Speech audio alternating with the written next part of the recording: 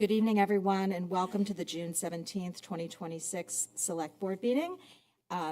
It is 7:21, and we are calling this meeting to order. I apologize for the delay. We were in executive session downstairs. So this meeting is being recorded and broadcast live by WACA-TV and live streamed on YouTube. Remote participation is available using the Zoom video conferencing platform. Any disruption with the video conferencing platform will result in the platform being shut down. In the event of a disruption, broadcasting will continue on WACA-TV and live streamed on YouTube. Thank you guys for joining us. And tonight we're joined by Assistant Town Manager Catherine Bird and Town Council Attorney Lisa Mead as well. So thank you. We're going to open it up for citizens' participation. I see a couple hands raised online. If you are online and would like to speak, please use the raise hand function on Zoom. Or if folks here in the room want to come to the podium. And what we will do is we're going to give everyone 3 minutes to speak. And we're not going to, as a board, we're not going to be responding to questions during citizens' participation, but we'll make note of any questions that need to be responded to, whether in at another select board meeting or responding via email to the citizens. So I see a couple folks online. So the person that's Galaxy Tab A9 is not connected to audio. Lucas, okay. Luke Smith, if you want to go ahead and unmute yourself, you can go ahead.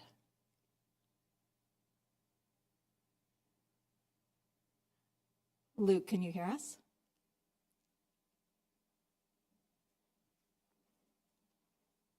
Luke, we're having issues hearing you, so if you are not able to, So I think you're having some issues. So we're going to move on to the Galaxy Tab A9 Plus person. Can you introduce yourself and unmute yourself? My name is Luke Smith. Go ahead.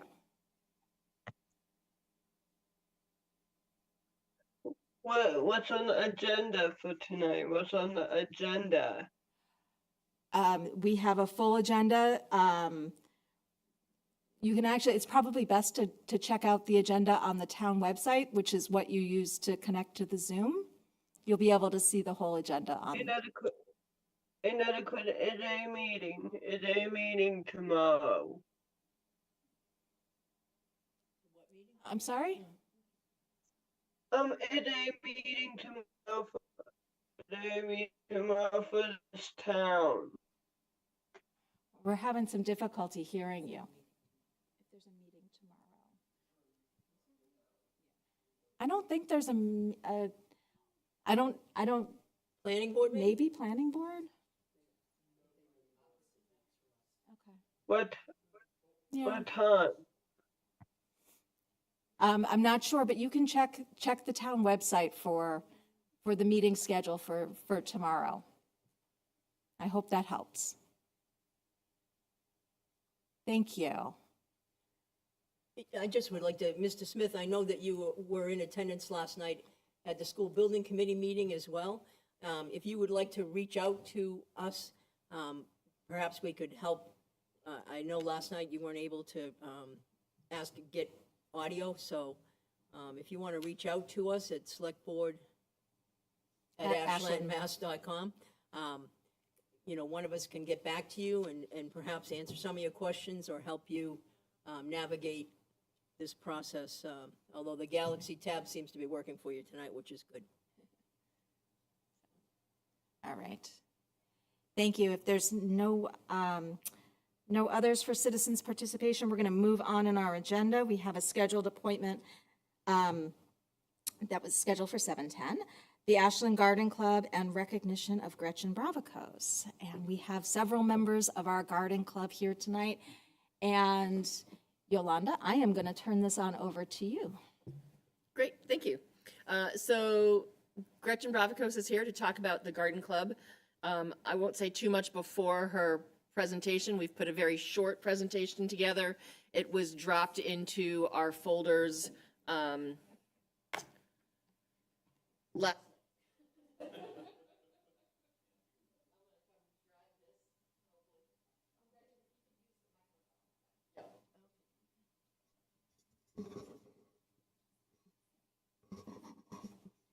Thank you for giving us the opportunity to share some of the news that is going on with the Garden Club.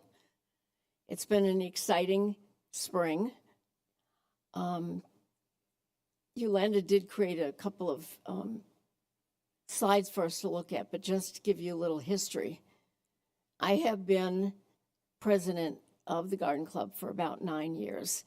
And about a year ago, I said that I would rather not continue, that I thought it was nice to have some new blood, new ideas, and so forth. So I nominated a number of people to be on the committee, and so they went off and talked to members, apparently. And I don't know, a month or two later, I heard no one wanted to be president of the Garden Club.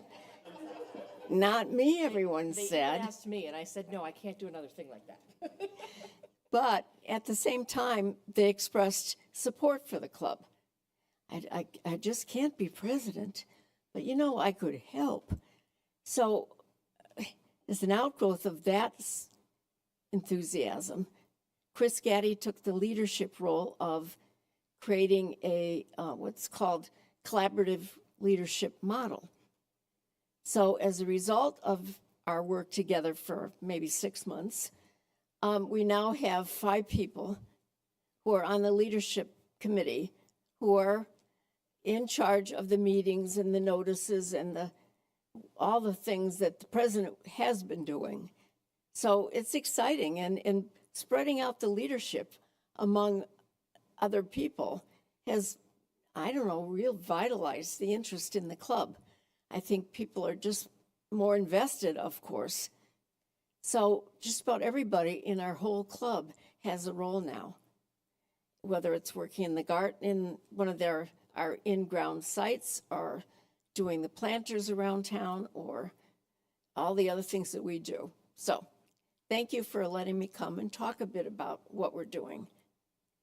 And so our mission is to beautify the town, but also to provide educational opportunities free of charge to members of the community about all things having to do with gardening and horticulture and sustainability too. So I just talked a minute about the leadership model. Okay. So Yolanda actually volunteered to run one of the meetings. People are taking turns acting as leaders of the Garden Club meeting every month. So some of the gardens maintained by the Garden Club. I don't know if you've noticed the articles I've been writing in the local paper.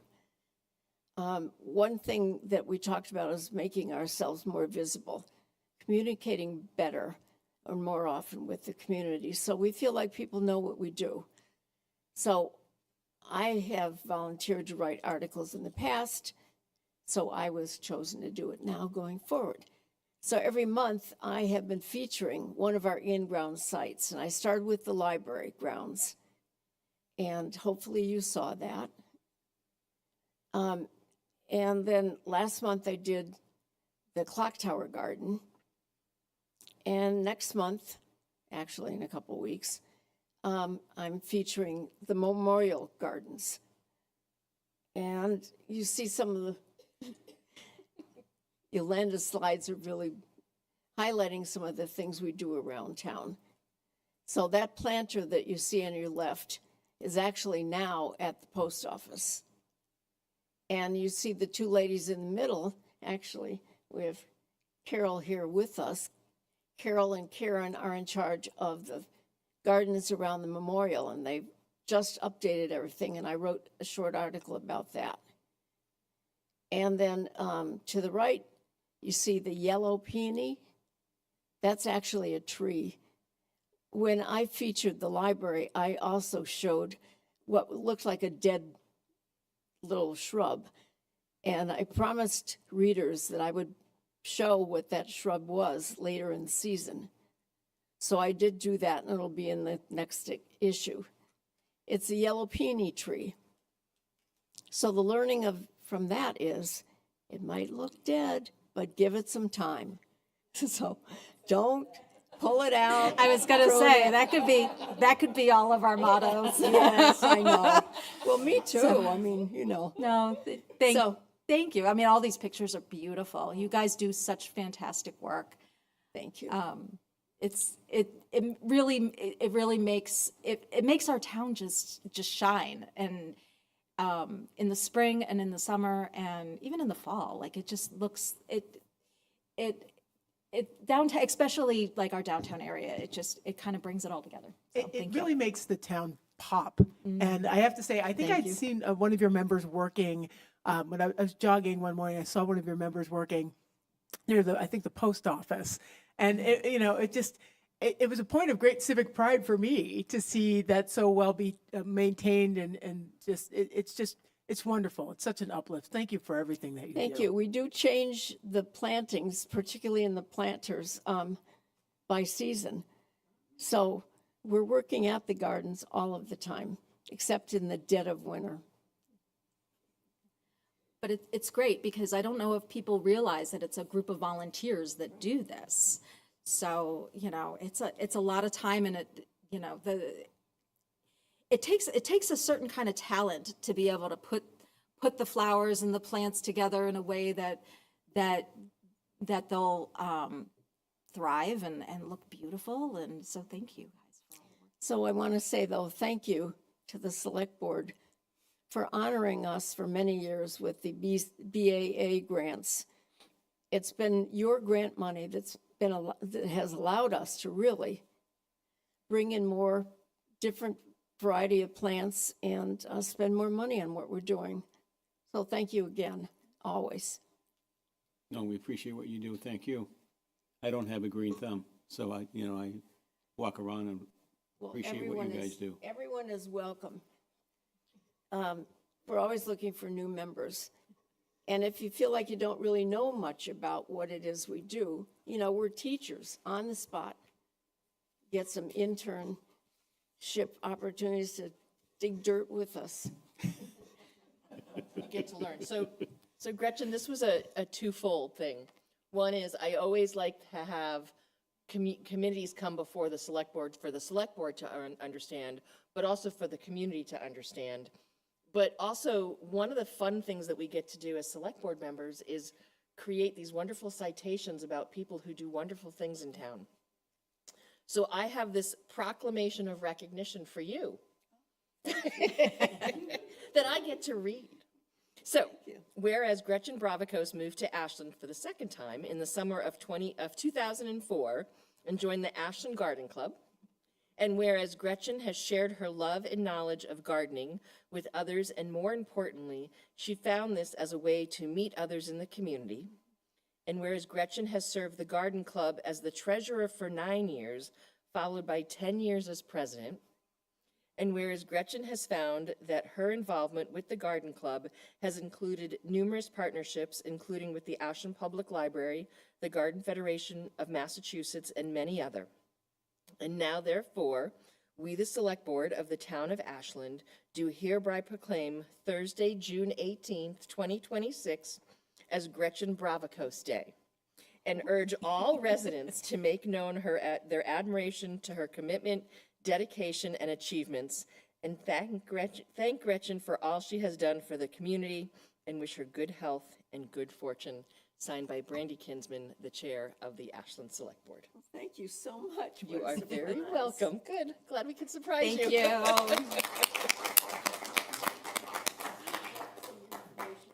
Oh, okay, great. Thank you. Okay. Is that going to make my is that going to make my garden as nice as yours, Gretchen? Well, we no time. We need to yeah. So, but thank you. All right, guys.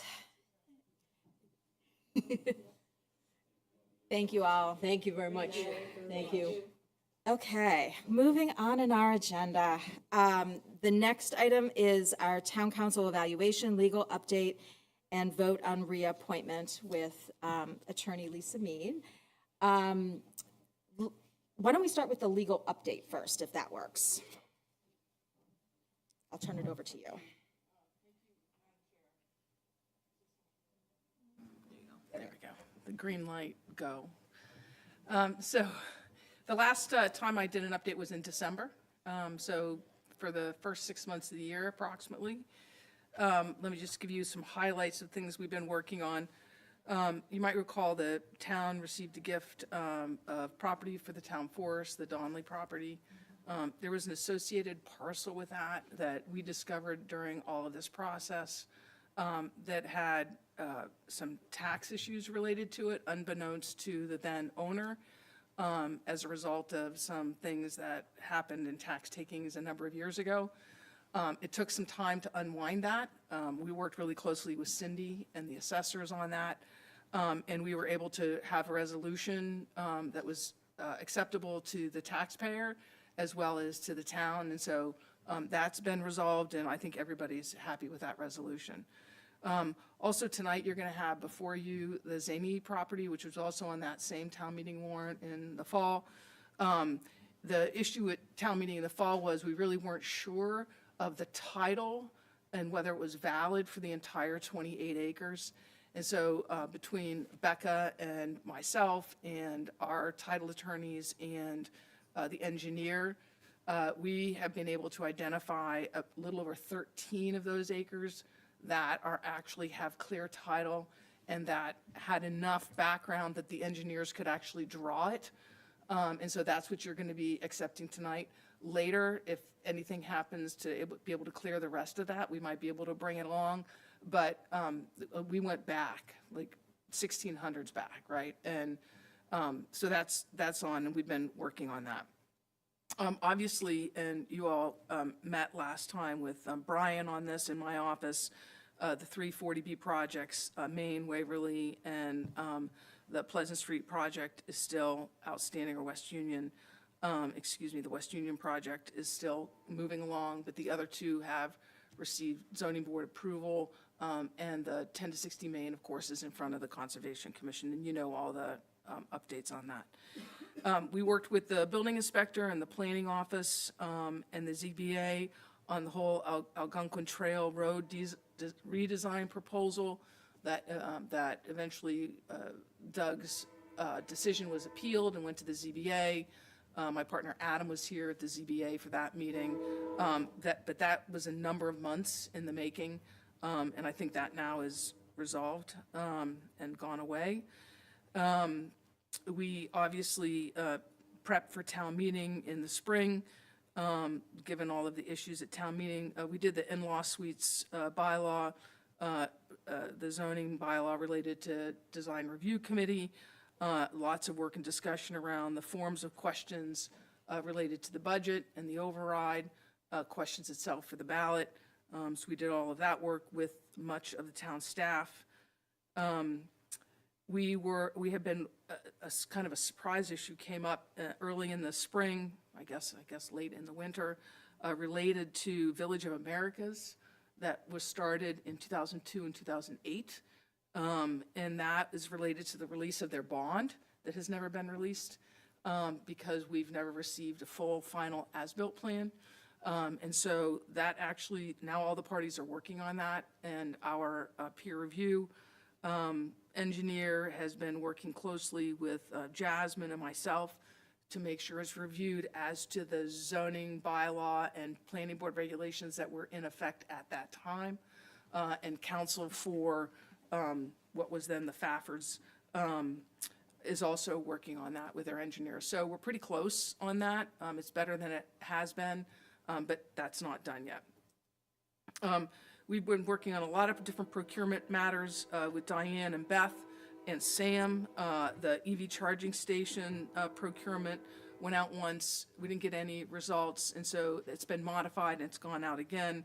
The SCADA maintenance agreement related to the sewer treatment the water plant, the downtown MBTA tracks area work, procurement, the Mill Pond Dam inspections and repair work, the Russet Hill Pump Station improvements, the community center renovation project, the ozone improvement system, the Fuss and O'Neill contract for the Upper Charles Trail feasibility studies, which, by the way, looks really exciting. So those are the highlights of some of the procurements that we've been working on for the projects that are happening around. Also did the research related to the Driscoll Scholarship Trust that you all have now. An update on the two litigation matters regarding the Rail Transit District, the UGC comp permit appeal, no decision yet, and the Gaynor PNS challenge, no decision yet. I talked to the attorneys for UGC last week, and there's nothing, right? It's been a year and a half on the PNS appeal. And the hearings for the comp permit appeal were in December. Nothing. Nothing. Right. Supposed to be in the decision in February, Well, right? a year ago, the judge said, I'll have something to you in a couple of weeks. Yeah. Right. Don't hold your breath. Right.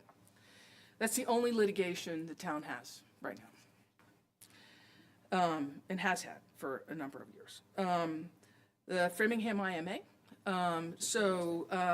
Here's where we are in that. We actually had a meeting on it today with Becca and Dave and Beth.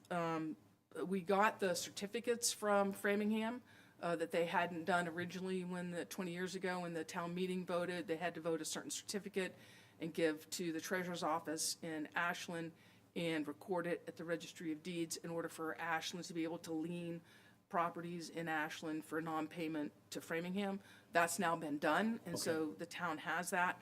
And now the town has an obligation not now, but under that agreement, the town has an obligation to help collect for non-payment of those properties that weren't paying. And we'll do that with the city of Framingham because we have to, because they're the ones at the time that had the obligation to, not the obligation, but we're not being Are paid. those properties that are both in Ashland and Framingham? No, they're all in Ashland, but they don't go through our main system that then runs through a meter. They connect directly To to Framingham. And so they're the ones that do the readings and everything. And those are the ones that have been delinquent. And so we're working on that. And I got feedback today on comments to go back to Framingham on the rest of the IMA as well. And I haven't done a draft of that yet, but we're working on that. You all know there was an issue related to the Legacy Farm bond a few months ago. Nothing has happened with that, hasn't been released, and it's still kind of hanging out there. Okay. And as you also know, Burnham Circle was settled, so that work is being done. I think the water main is Oh, I didn't being realize that. replaced. Yeah, the board approved that in February. And then most recently, actually, I've worked through some issues with MENA at the library related to access to their 250th programming that they're doing, some informational. So we've been working with MENA on that. Obviously, have ongoing support with the planning and building department, open meeting law questions, public records questions that are all regular, that we happen on a regular basis. So those are the highlights. Okay, does anybody have any questions? Okay, so we don't have to worry about Mayor Siskey sending another letter to us, huh? Okay, I don't know, but hopefully not. thank you. I have one question. Part of it's procedural, and this is just sort of to refresh my memory as I hear you talk about the library and their 250th anniversary celebrations. Programming. Yeah. How do you have to, what's your involvement with that they'd have to reach So- out to you to get something So they got removed? an inquiry about, I have to be careful what I can, so they got an Right. inquiry about attendance at one of the programming Okay, and some assistance that needed to occur in the attendance of that. I see. So Mina reached out to me to understand what the library's obligations were Okay. and how to respond. From a ADHD, not the AD. ADA, wrong thing, ADA, okay, compliance. Yeah. Kind of thing, okay, great, I don't get to help with the program, no, much to Okay. my dismay. okay, great, thank you. Okay. Anybody else have any questions? Okay. No, Madam Chair, Joe, just one quick one with respect to that. I thought we had a policy that if any other town department needed to use town council, they had to get our approval for the form. No, Not we're us. We're not doing that anymore? Town manager, That Michael. goes to the town manager now, okay. Yeah, and it depends, been town manager for a while. yeah, Well, so it we have depends on, policy. it depends on, it depends on the timing and what, like, that doesn't typically happen when it's not really busy, overly busy, right? Or if something is immediate and they need to have a response, they will reach out directly, yeah. Any other questions? Okay. So let's move on to the town council evaluation process. As folks may or may not know, town council is one of the two positions in town that we evaluate on a yearly basis, the second being town manager. And so as part of the evaluation process, all board members complete an evaluation of Lisa and her firm. And Michael and I had sat down with Lisa last week to discuss the results of the evaluation. And then we come to discuss it here, discuss the evaluation process, and open it up for questions and concerns or anything that the board has for Lisa around this year. One of the things I also did, because as kind of Lisa alluded to in her comments about what she's been working on for a good chunk of the year, a lot of it has to do with working with our town staff. And so I reached out to our town staff for some feedback on what their interactions with Lisa and her firm have been, because I think it's important. Because it really is, we really see just a very small part of what town council does for the town of Ashland. So I want to read some of the feedback that we got, because I think it's really important. So from Cindy Livingstone, our town clerk, virtually every responsibility carried out by the town clerk's office is governed by Massachusetts general laws, including elections, public records, open meeting law compliance, and town meeting procedures. Having access to Lisa and her office for legal guidance ensures that I can make informed decisions, comply with state law, and confidently address issues as they arise. Lisa's guidance is crucial to ensure that actions taken by the office are accurate, consistent, and legally defensible. The level of accessibility and responsiveness I receive from town council is exceptional, and something many town clerks across Massachusetts do not have. Through conversations with my colleagues, I have learned that receiving timely legal advice is often a challenge in their communities. Lisa and her office consistently provide prompt guidance that helps prevent issues before they become problems and allows me to effectively serve the residents, elected officials, and boards of Ashland. Simply put, I could not effectively perform the duties of town clerk without the support, expertise, and accessibility provided by town council. The professional relationship that has been established over the years is an invaluable asset to both my office and the town as a whole. So thank you to Cindy for that. Sam Riley, our sustainability coordinator, said Lisa Mead and her firm are great to work with. She has answered all my questions, no matter how absurd. This being my first municipal role, she has helped me better understand the procurement process, contracting, and most important, writing bylaws.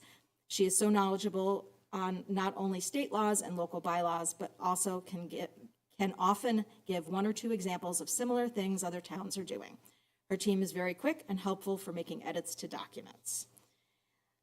From Katie Cole, Assistant HR Director, the very few times I've interacted with Lisa have been positive and supportive. I've joined her training on open meeting law, and it was quite informative. She was able to take a pretty dry subject and make it more interesting. The one time I went to her with an issue, she was very open and straightforward and provided a solution quickly. From what I can tell, the few times I've been around her, she's friendly and positive and willing to help wherever she can, and she is a definite expert in her field. Thank you, Katie. As we know, Lisa and her firm are working a lot with our development team. So from Jasmine Faranaki, Director of Planning and Economic Development. It has been a privilege and a pleasure to work with Mead, Tallerman, and Costa. They are widely known as one of the leading firms in regard to zoning in the planning and economic development field. Their knowledge and case successes speak for themselves. In addition, their renowned expertise and standing has been integral to our success in many deliberations. Lisa and her team have set high standards, and they consistently deliver on. Lisa and her entire team are always extremely responsive. I receive responses always in less than a week, but usually in less than 48 hours, something I've not had the luxury of in other communities. I have standing office hours with Lisa Mead each week to review ongoing and upcoming cases, zoning changes to MGLs, and many other items. This is, again, very rare in my municipal experience.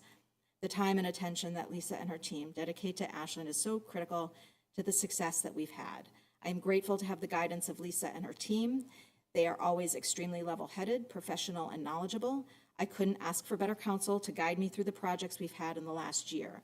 I'd be grateful to continue to have that privilege with Mead, Tallerman, and Costa. There are very few others I would trust so thoroughly. Thank you, Jasmine. Statement from Doug Scott, our building commissioner. Very short and to the point, very Doug Scott. Lisa has always provided sound advice. She is easy to work with and is a fountain of knowledge. She has no problem looking things up to verify that she's giving the correct information to me. Statement from Raj Gupta, our Director of Public Health. We've had a very good experience working with Lisa Mead and her team. Every time we reach out to her, we receive a timely reply. They have helped us deal with the condemnation of 137 Pond Street, provided us with a few draft regulations, and also assisted with reviewing any regulation the Board of Health was trying to adopt. Thank you, Raj. I also reached out to John Trefethen, the chair of the ZBA, to get some feedback based on his experience with Attorney Winter, because they've been working very closely. In fact, at our last meeting, we kind of went through some of the things that Attorney Winter's been doing. And I know it was news to me that Brian was meeting with ZBA on every other week consistently throughout this whole process. That wasn't something that I know that I was aware of, and I don't think some board members were as well.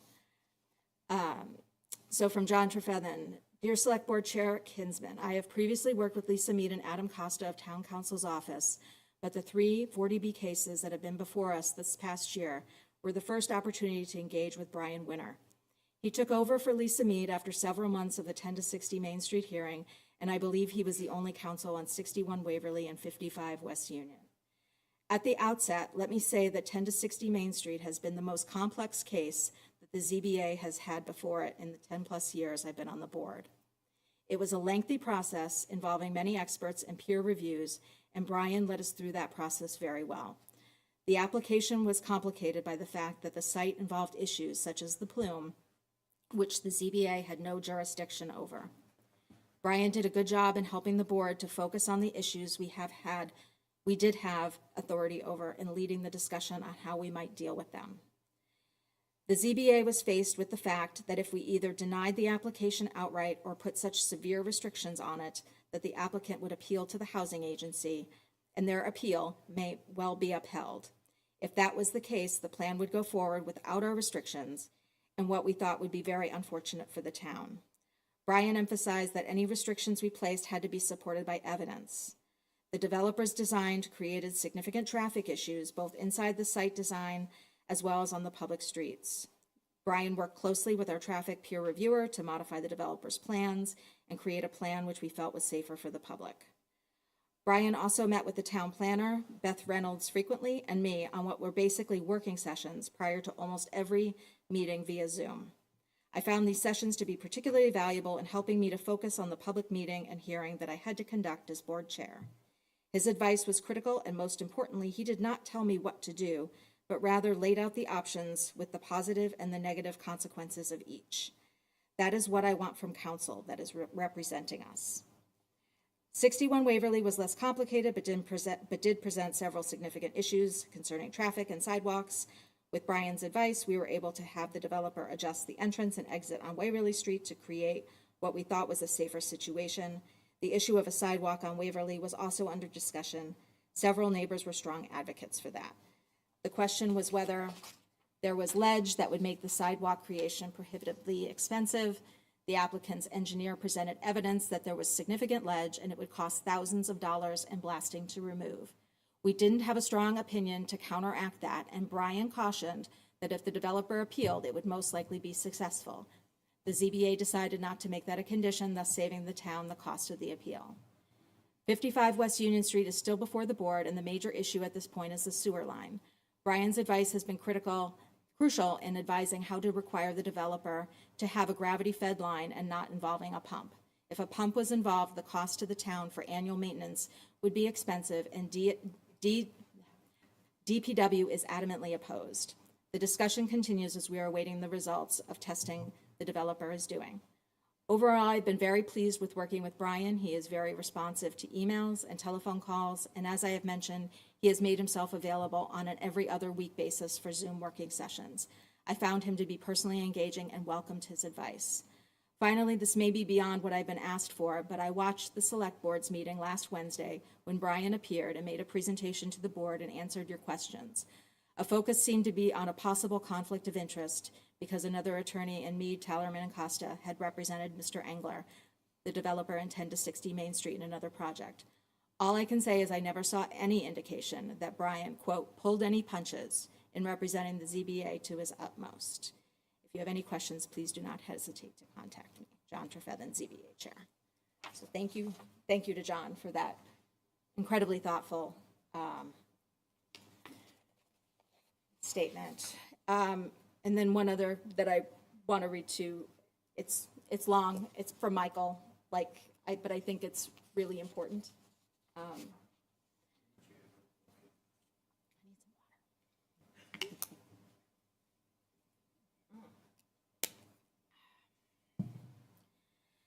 Members of the Select Board, I am writing to put on record an assessment that the daily business of municipal work too often leaves implicit the value of Town Council Lisa Meade to this organization and to the town of Ashland as an organization. Lisa's tenure as Town Council spans multiple administrations, multiple iterations of the board, a number of town manager administrations, and the full arc of complex legal questions a community of Ashland's size and ambition must address. She holds institutional knowledge at an executive level, the kind that is, in the practical sense, irreplaceable. When a question reaches the table whose origin no one else in the room remembers, Lisa does. She knows the history of the bylaw, the prior litigation that shaped it, the principals who were present when it was first drafted, and the reasoning behind specific language choices. For a town that has desired and implemented as much change as Ashland has over the past decade plus, that depth is not a courtesy, it's a structural asset of the organization. Beyond institutional memory, Lisa and her team bring a posture that is uncommon in municipal council. When she advises this office or this board, she does not simply deliver conclusions. She teaches. She walks staff and the board through the statute, the case law, and the reasoning. The accumulated result over years is an organization whose staff and elected officials are more sophisticated about the law than they would otherwise be, and an organization that becomes more capable over time, rather than more dependent. That is an unusual and generous orientation, and it is compounded into a quieter but real form of capacity building for the town. What further distinguishes her work is the steadiness she carries into hard moments. When the room is contentious, she is measured. When the timeline is compressed, she is thorough. When an issue is politically charged, she remains anchored to the law and to the long horizon of the institution, rather than the pressure of the day. That posture has helped Ashland avoid preventable missteps on multiple occasions over the past decade, and it has given executive leadership the confidence to make decisions that required nerve. I know there have been a lot of consternation around the 10-60 Main Street project. There are many in town who just started paying attention to the project in 2024 when the 40B application was filed, but it goes back many more years. Town planner Sheila Page once submitted a site readiness application for the property back in 2017. We knew the contamination was present and wanted to start identifying and assessing the property for redevelopment potential. Over the years, a project eventually took shape there. It started out as a 270-unit project that came before the Select Board in 2020. All of us sitting around the table had concerns with it. Eventually, a working group was formed with the developer, and the team worked hard to come up with a concept that kept the historical granite, was much more in scale with the property, and maxed out at 4 stories and 200 units. That proposal eventually went to the planning board. Several planning board members pushed back on the project despite my and Lisa's warning that this was about as least dense as we could get it. And that continuing to push back on the project could result in the owner withdrawing that application and moving forward with the 40B process. And here we are. Over the last several months to a year during the ZBA hearings, a number of questions were posed by residents, select board members, and the select board as a group. There have been complaints about a lack of answers to that information and a lack of information in general. After going back and reviewing my own notes and correspondence, I can say that some of the fault for these lack of answers lies with me. For example, questions around the validity of the AUL and whether that should be challenged were explored by Attorney Winter, but never made it to the board in May. Some questions brought up to EOHLC in February were conveyed to me, and I asked Attorney Winter to continue with a records request, but didn't pass that info along to the board. I'm sure there are several other examples. It bothers me to know that perhaps some of my missteps may be laid at the feet of Attorneys Mead and Winter. Similarly, the fact that the 40B strips the balance of power for zoning decisions away from local authorities should not be shouldered by attorneys representing the town. The frustration towards the law is real and understandable, but shouldn't be misdirected. In summary, I hope the board continues to retain Mead, Tallerman, and Costa. I am a better town manager to have worked alongside her, and I'm hopeful the board shares this assessment. Respectfully, Michael Herbert, town manager. So thank you. Thank you, Michael. So I wanted to kind of put that front before we did our evaluation, because I think that gives a little bit more context to things. Thank you. So for the town council evaluation, there are 10 questions that we ask on a scale of 1 to 5. Unsatisfactory would be 1, to outstanding, which would be 5. And I'm going to read the questions and give the average score that the board had rated, and then talk in the evaluation summary about some of the themes that we had. So question 1, does town council respond to the needs and requests of board members and staff in a timely manner? And the answer to that was 2.2.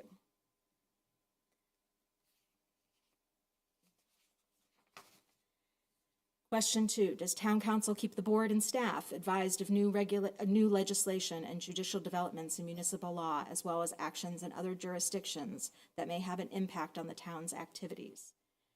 And we scored a 3.4. Does town council encourage board members and staff to discuss projects and goals and problems with them as early as possible in the planning phase, including the legal consequences of alternative courses of action in the decision-making process? And the answer to that was 3.0, the average score. Question 4, does town council maintain effective communications with the board? Response was 2.6. Under legal administration and approach, does town council have a proactive approach to legal issues? That is, do they guide the board staff with alternatives and innovative legal solutions rather than just raising problems? And the average score was 2.6. Question 6, does town council see themselves as part of the town's executive team? The answer was 4.0, the average score. Question 7, does town council have the ability to select responsible attorneys in their office to assist and provide the best expertise? And the average response was 2.6. Question 8, how does town council monitor their work quality and costs? The response to that was 3.0. Question number 9, does town council favor preventative rather than corrective legal services? And the average score was 2.75. And question 10, does town council communicate well with a wide range of persons, including citizens, board and committee members, town staff, and other attorneys? Are they comfortable working with community groups, even in controversial situations? And the average score was a 2.2. So the average overall score was 2.84. And the top themes in the comments, we ask about strengths and weaknesses and communications. The area positive performance. Lisa conducted a great open meeting law training for all boards and committees this year, and Brian received positive feedback from the ZBA chair for work on the 40B projects. They work very well with town staff and are extremely helpful with land purchases and navigating complex issues, using their understanding of the town to achieve the best outcomes. On municipal and regulatory knowledge, town council is highly knowledgeable about municipal law and local governance, which is strengthened by their long history representing Ashland. They are well-known statewide for municipal matters.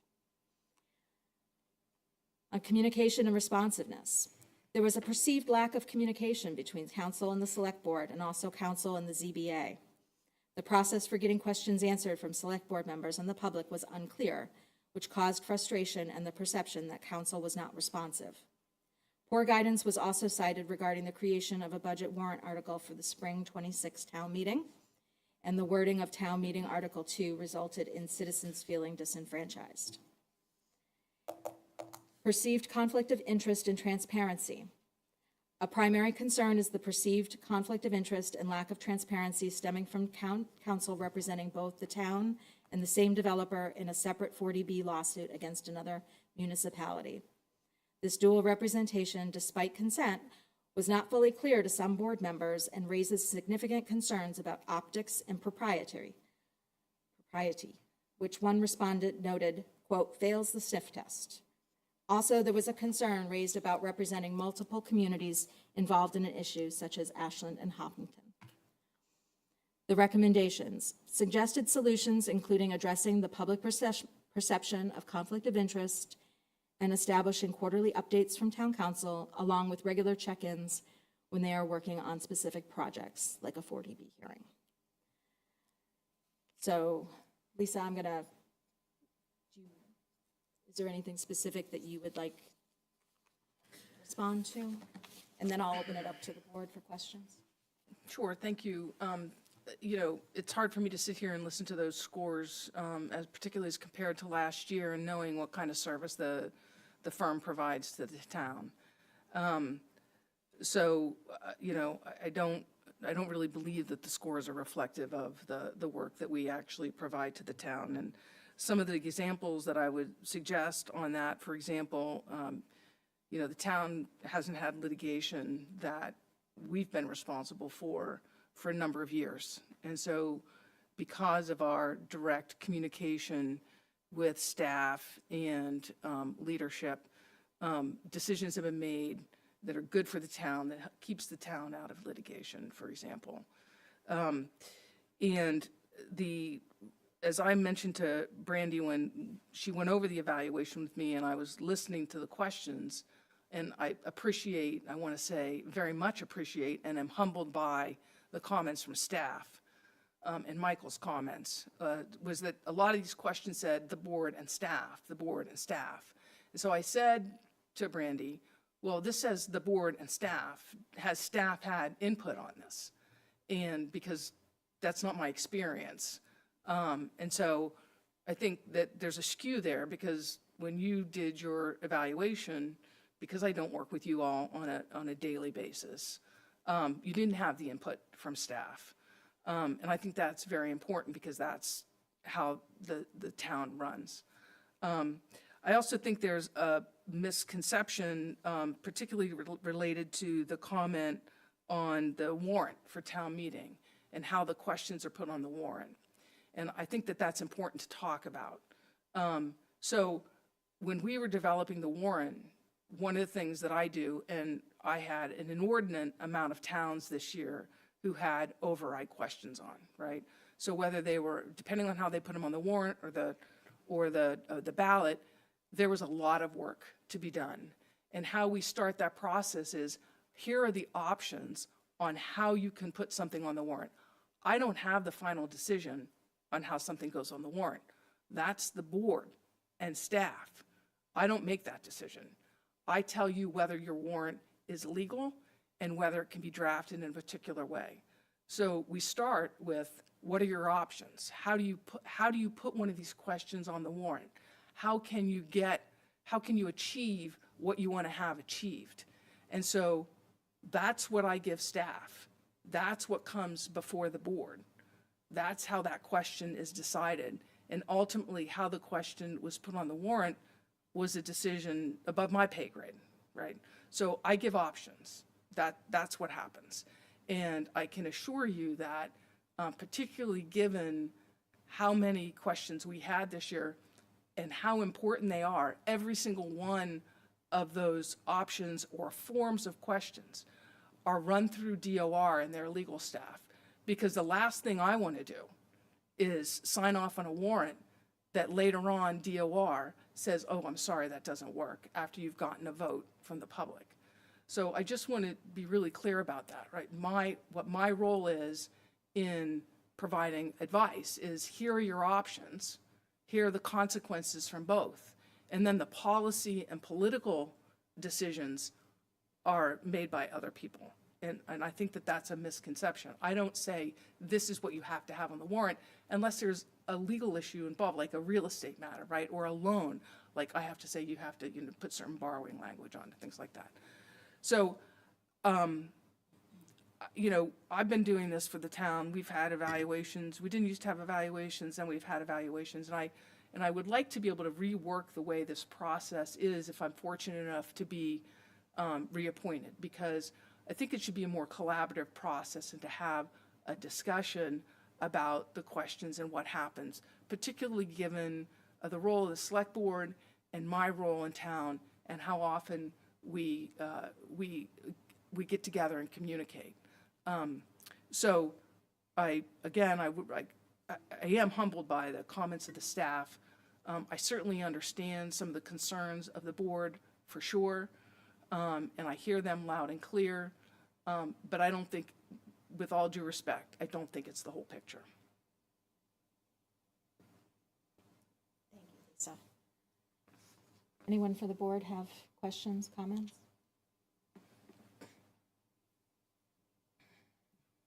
Yeah, I'll make some comments. So, first of all, Lisa, I have to say that anytime that I have approached you, and sometimes very informally, you've always welcomed my questions and been very informative, and and I really appreciate that. And I've always felt comfortable, and you've taken your time to explain things to me, and I, again, appreciate that very much. I think that my biggest concern, and I won't, this piece in terms of the article on the town warrant, probably tonight isn't the night to spend very much energy on that. But I'd be interested in having a further discussion with you in terms of maybe what we could have done that would have been more welcoming, made it more available somehow to the community to have, a different discussion that, excuse me. I think that my concerns really have been around mostly some of the communication or lack thereof that I've had with questions around this 10 to 60 Main project. And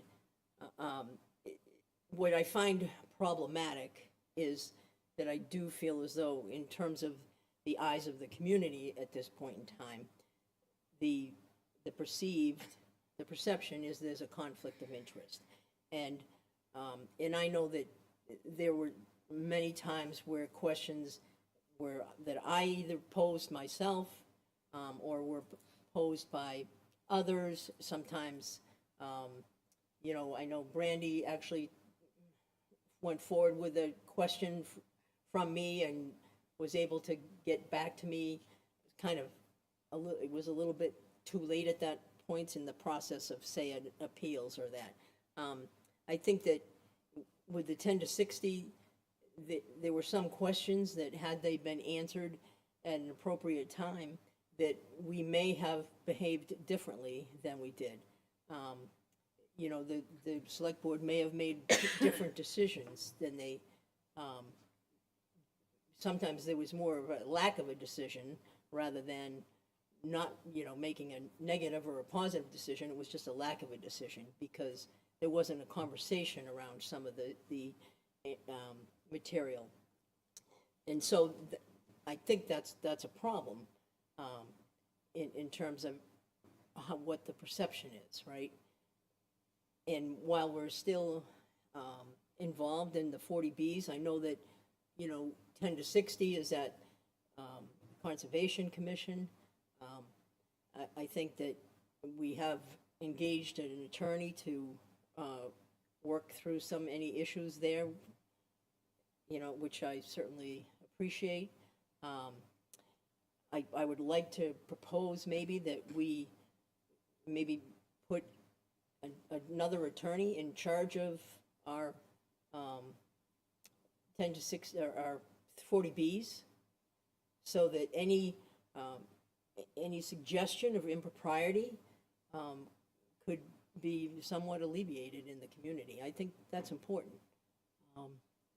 And so I would make that as a suggestion. I do value, you know, your expertise, and I do realize that you folks I've seen just in my brief tenure here have seen many things that you've done, and appreciate that, the way you've walked us through a variety of things. And I'm not in the hurry to put the town in the position of necessarily looking for an attorney, but I think in terms of just how it seems to the community, I think, and to me too, I you know, I want to own that, that it's been troubling to me at times not to get responded to. You know, having to go to Michael several times to try to get a response, to see my name in an email saying, why am I even asking a question when I'm not the liaison to that committee? You know, that gives me pause. And so I would suggest that we look to maybe another firm to handle the 40B issues in town. Hopefully we won't be having any more of those anytime soon. But I'd like to see us be able to, you know, finish this process. I'm not even sure at this point, some of the issues that have been raised, why they still might not be able to be litigated, you know, beyond the appeals process. And there are even, you know, I just think that there are some things that might still be on the table for us to kind of work through. So that's my suggestion. That's what would make me feel comfortable moving forward. And I don't know if that's something that the board could do. That's, I guess, a question that I pose. I have a question about your question, but I also want to talk a little bit to the evaluation. So I'll circle back on you, Claudia. But so first thing, Attorney Mead, I do want to say that I do appreciate a lot of what you've done for the town. I do think that in my travels, I have to say that the open meeting law presentation is something that is frequently brought up in a lot of the committees that I work with. And they're very thankful that they've had a chance to get it explained to them in a way that they could understand and digest. So I think that was definitely a big plus to the community. Again, you brought up, Claudia, the warrant, and I think that I don't want to speak for my colleagues, but I don't think that the issue was about necessarily, or the concerns may have been about like, why didn't you tell us to do X, Y, Z? I think the concern was not being clear about what those options were. Now, if that was a communication issue between you and us and, and staff, that's one thing. But I think that overall, that approach, I think it was under my understanding that we were told that that would be an effective approach to or rather, that would be an effective approach. So I guess it was more or less the presentation of options, weren't entirely, I think, clear. And I'm not exactly sure how that got lost in the mix, but I think that was the issue there. And we can talk more about that later.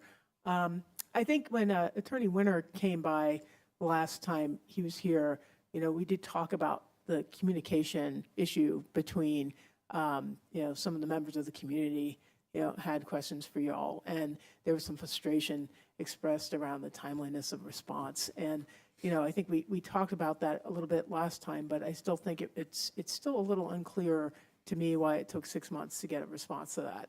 And that's a real concern. I'd like to think that we're, a little bit more responsive to, our citizens in that manner.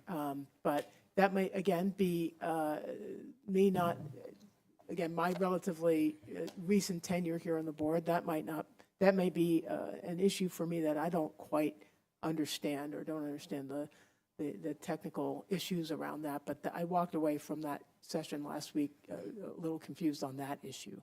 And finally, I think, getting back to, representing multiple clients, I think generally, like people will understand that, if you run a specialized firm and you do a certain thing, the chances are that you're going to be representing, there's going to be overlap, right?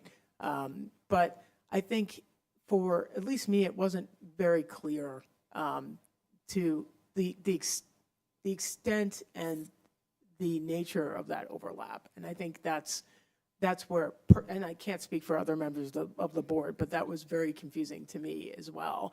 And it goes to public perception, as well, right? I personally would not go as far to say that there's any kind of impropriety there. I mean, it's legal, but, I think communications around this issue and understanding, how that unfolded, I think we've taken a real hit in the public's eye around that, and that is a concern for me. I don't know, and like I said, I feel that, it was very helpful to hear from staff, to hear about the quality assistance that your firm has provided, and it was excellent to hear from everyone's reading. But again, I am very concerned about the public perception of that overlap, and I'm not exactly quite sure what can be done about that. So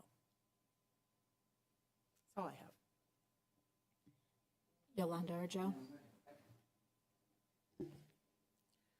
I truly appreciate hearing from the staff, because I know for myself, I have to admit, through the years, sometimes I interact with Lisa a lot, sometimes very little.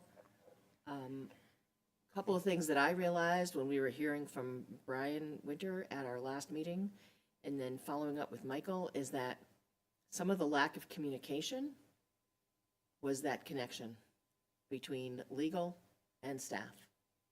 And things were not getting to us that we thought maybe should be, and then maybe we didn't follow up on it. So I do not blame our legal staff for that. I would say similar thing for the language of our warrant article.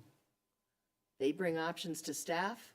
We did not see various options. We saw one option. So maybe that's on us to push back to staff and say, can you show us a little bit more what our options are, rather than relying on our staff? Now, I'll comment, my extra with that is, we are volunteers and we rely on our staff.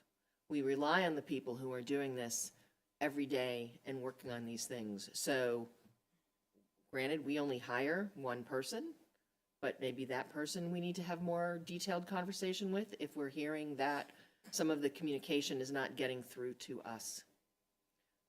As long as I've sat here, Lisa and her team has been our legal team. And I am comfortable that they are doing a good job for our town, and that even if they're working for the town next to us, that they're still going to do a good job for our town. When I think about the issue where one of their lawyers was also working for Engler, part of that was timing, part of that was, as you said, perception. The other thing to remember is perception is not necessarily reality. It could be the reality for the person who perceives this, but we have now seen and done some research and have found out that we were aware of it. We were made aware that they were doing, that Lisa's firm not only was representing us, but was representing Engler and his team for another thing. So for us to say to our legal team, well, we don't remember, or we're not sure, or that's not their responsibility. That's our responsibility. And I would say we have to go back and look at what we did there. And if we're not happy with that, make sure that moving forward, we handle it differently. Now, granted, different people are sitting here at the select board, so things change. Can things get improved between some of our relationship with our legal counsel? Definitely. But I'm not at the point where I would say I'm ready to let our legal team go. Their knowledge, their experience, how they work more with the staff than they work with us. And hearing what I hear from staff, and not just Michael's letter, but the other things, right? Our town clerk, right? What she has to deal with and what she works with. I respect her experience and knowledge. So I personally am not ready to make a change with our legal team. Were the numbers concerning to me? Yes, as I was hearing them, I was going, wow, those are some really low scores, but I'm not at the point where I would be willing to say no and that we need a new legal team. We need to work on these things. I think what Lisa said about a different approach to this evaluation, I would support that, but I'm not ready to say we need a different legal team.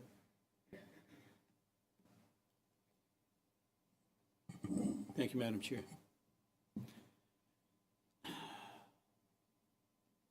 We go back too many years, We go back a long time, a Joe. long time. Red Sox were winning back then. Unfortunately, that's not happening today. I reflect a lot of the information and comments that were made by similar board members, but I appreciate the letters of recommendation from staff, from the DPW, clerk's office, planning board, zoning board, because these are the ones that are in the trenches with your office, more often than not than we are.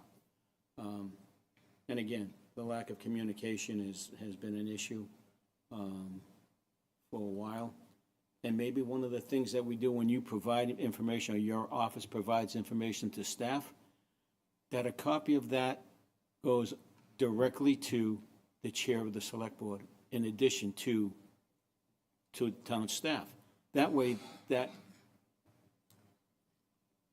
communication gap is eliminated. I think that would be extremely helpful from this point on. If that was a policy change to be made, then I would strongly recommend that, to make sure that there isn't a lack of communication and that we get those suggestions and recommendations from your office. Because sometimes things do fall, through the cracks. Not on purpose, just that happens. I think there are too many critical things that are happening right now in this town to change legal team right now. I would support what Yolanda has brought up to continue doing what we're doing, and making sure that we see improvements along the way as it happens. I had some concerns with the Hockington property, still do, but at least I know that it's being worked on, and that's good to know. And hopefully Halt can get themselves involved in this and do what needs to get done, and make that decision relatively smooth. And again, it definitely takes time, as we all know. So, yeah, I mean, communication is, well, it's like anything else. It's like a marriage. It's 100%. If you don't have communications in your marriage, you're going to fail. And we need to make sure that our communication lines stay open, not just for the town council, but for town management and anyone else who needs to talk to us about matters of concern that they may have. and then we keep our ears open and not shut and just say, okay, yeah, thank you, and then move on. We shouldn't be doing that. I don't think we have done that, and I hope we don't ever do that. But I would just like to say that I think right now changing town council at this time would not be for the betterment of the town in any way, shape, and form. And I can appreciate those folks who, are strong about their intentions and their commitment to the 40Bs. Just understand one thing. 40Bs are governed by a different legislative action that we have no control over, nor does town council have control over. And we have to abide by them. And if there's any things that we can find that we can slip through the cracks to make a crack in that wall, then so be it. But right now, I don't see anything that's going to make a huge change in what's going on. A lot of work and effort has gone in. A lot of concern has been brought up to this board and to yourself and to your office. So we need to stay focused, and we need to make sure that we do what's right for the community as a whole, and not just for one segment, but for the community as a whole. And hearing from staff and other departments and your assistants and your office's assistants has made their jobs a lot easier, then I would say this is probably not the right time to change. And that's all I have to say, Madam Chair. Thank you. Thank you, Joe. Just for myself, I'm just going to keep it really brief. I think that we're very lucky to have your firm representing us. I think that you have kept us out of litigation and have, the list of things. I was writing everything down as you were kind of going through your legal update, and I would tell you that 80% of that I was not aware of. The work that you guys do for us is astounding. And the fact that you're here in the office once a week to be able to meet with staff for hours, a resource for our team, it's very important, I think. So I do agree that I think reworking this evaluation is probably a good idea. Figuring out a way to incorporate, for instance, like the staff feedback on the front end instead of on the back end. I would hope that if we would have done that on the front end, we probably would have seen different results in some of the scores. I think some of the feedback might be the same, because I think there's definitely room to improve on the communication and stuff. But I do think that that might be a way that we can improve the process, which would be good. And I do think it's really unfortunate that as I was going through this process of pulling together the responses, it's unfortunate that what I feel the responses were just a direct correlation to some of the frustration regarding 10 to 60 Main Street. And that is not the only thing that your firm does for us. So I think that was unfortunate. And so I am very comfortable reappointing the firm for another year. So unless anyone else has any comments.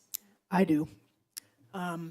So, I think that it's been very helpful to hear a lot of the staff feedback. But I want to make something clear. I think that, as we're framing this discussion, I think, you can only perceive what you know, right?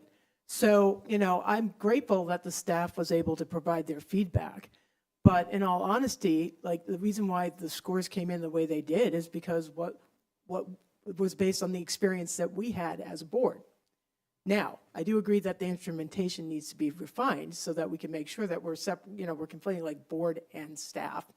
That's going to help us kind of do a better evaluation.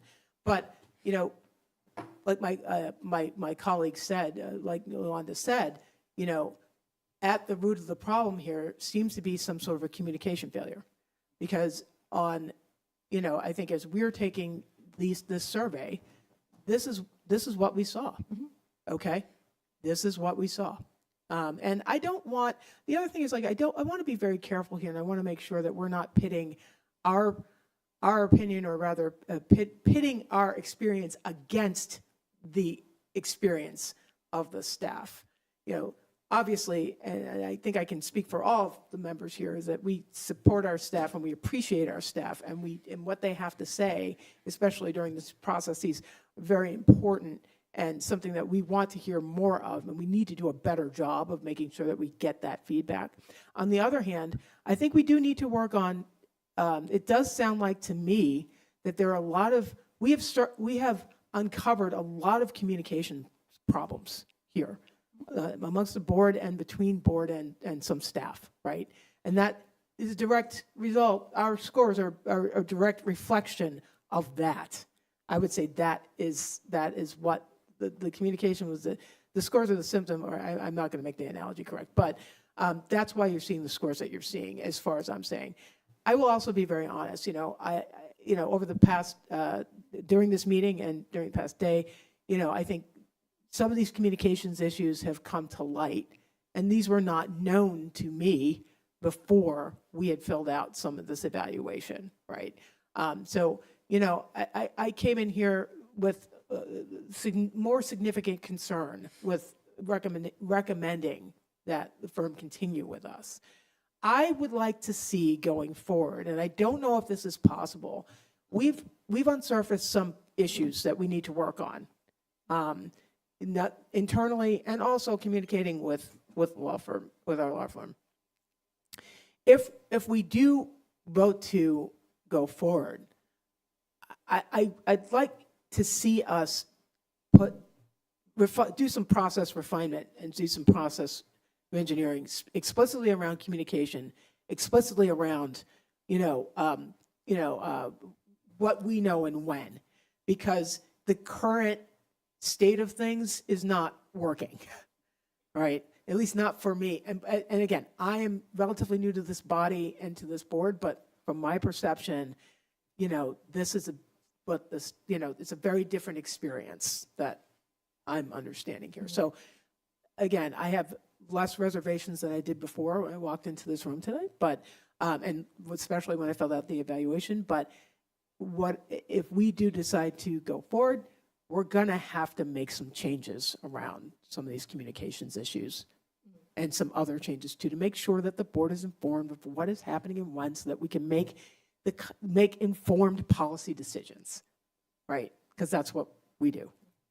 Absolutely. No, I agree. We definitely need to work on the communication thing. And I think Joe's suggestion was a good one about if there's anything that affects our board at all that we should be informed of, we should be CC'd on the communication. Obviously, if you're working with the library, that's the library, but anything that, and I think that will help. I think that actually will help not have it all go through our town manager. We just have to be careful Yeah. that we're making sure that it's things that we as a board have purview of. Right. Right. Oh, no, and absolutely. need to be made Well, aware of. I think that- Like, well, I just want to be clear, Yeah. right? Because communication is communication, but we need to make sure that if things are being, we can't just say a blank policy that things that are going to staff, we should get copied on. So I just want to be careful there, that's all. I'm Fair sure point. no one meant that, but I don't I think, want to I want to make sure that we're clear, that's all. No. I think that's fair, and I think that was a very good call out. But like I said, the other piece also has to do with, we do need to get a better idea of, and this, I guess it goes back to communication, and communication and comprehension.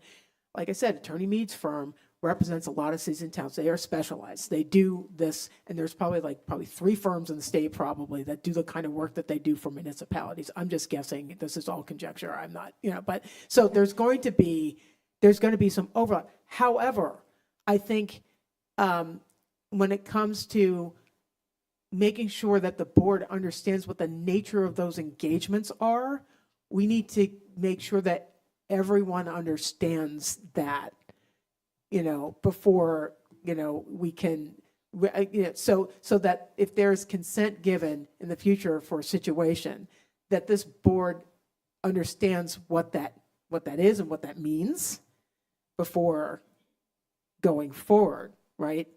So I think that's the other thing that I just wanted to point out, because we're not doing our citizens any favors. We're certainly not doing our town employees any favors, and we're not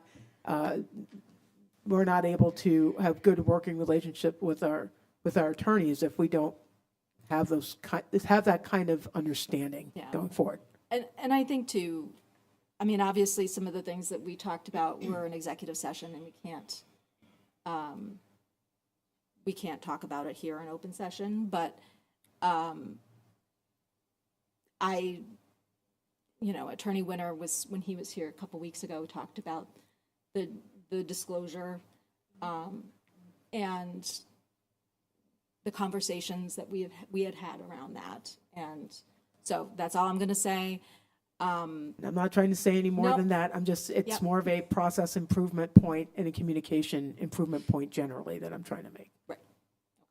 I'd just like to make a comment about the perception versus reality, and suggest if a question is asked 10 times, does perception then become, and doesn't get a response, is perception then reality?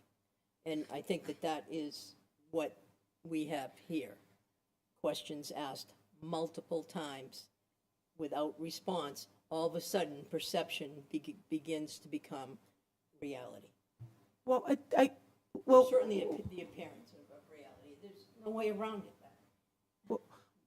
well, again, though, I guess where I'm unclear is, with that, and Attorney Winter was here last week, and I think he tried to explain this to me, but I was very unclear as to why there were slow response times to some of our citizens' questions around a particular issue, and that's the only point that I remain a little confused on. Well, I do think Michael kind of addressed that a bit in his letter. So I think unfortunately, there was a bit of a bottleneck with Michael. Maybe not on everything. Except that then in an email that I ended up being copied on, it said, from Mr. Winter, why was Claudia Bennett asking these questions? Just saying. And so my suggestion is, can we do this? I very much appreciate the feedback from our town employees, and, I know the town clerk has to deal with the various legal issues in everything she does. And I certainly do appreciate all that, so I really think that the firm does a tremendous job, that Lisa does a tremendous job in that regard. I would suggest that we move away from them at this point for 40B matters, period. Lisa, do you have anything else that you want to add before we? Okay. I want to wrap this up. I just want one comment, Yep. and then I was going to make the motion. Okay.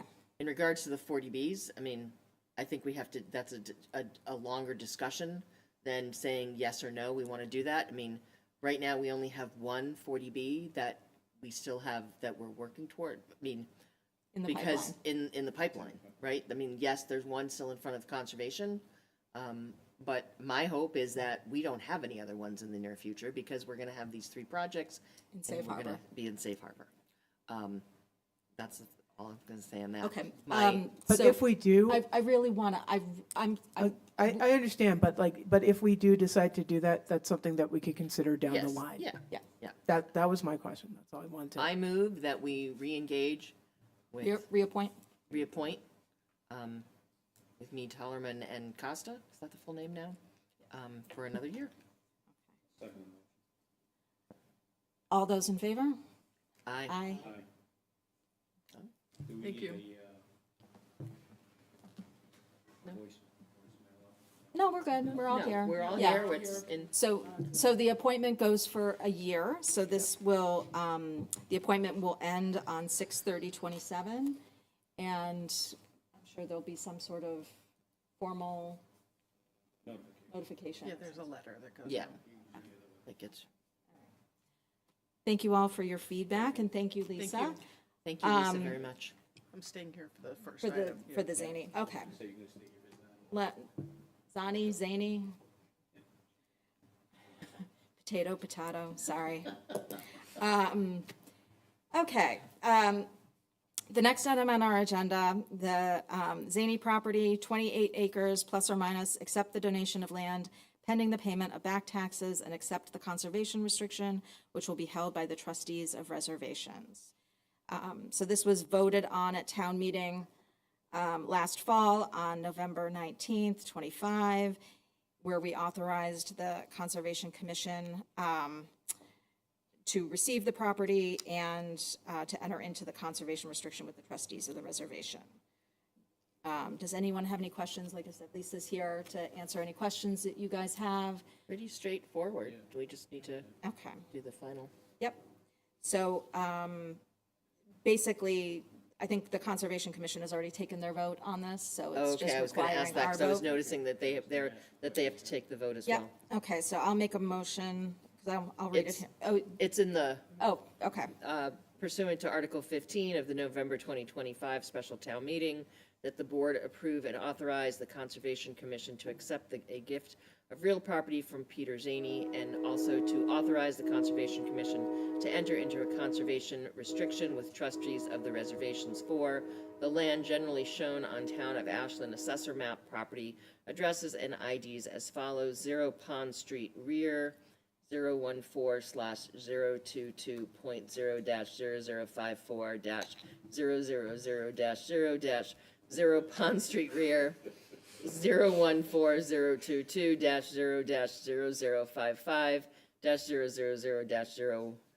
014-022-0055-000-0 Bracket Road rear, 014/016.0-0153-000.0 up to 13.50 plus or minus acres, and as shown on the plan by CGC dated 10/9/2025, revised 5/14/2026, and on file with the town clerk, and to be a part of the area known as the Beaver Dam Brook Conservation Area, and further authorize the chair to execute any documents required to effect same. Can I Second. get a second? Yep. All those in favor?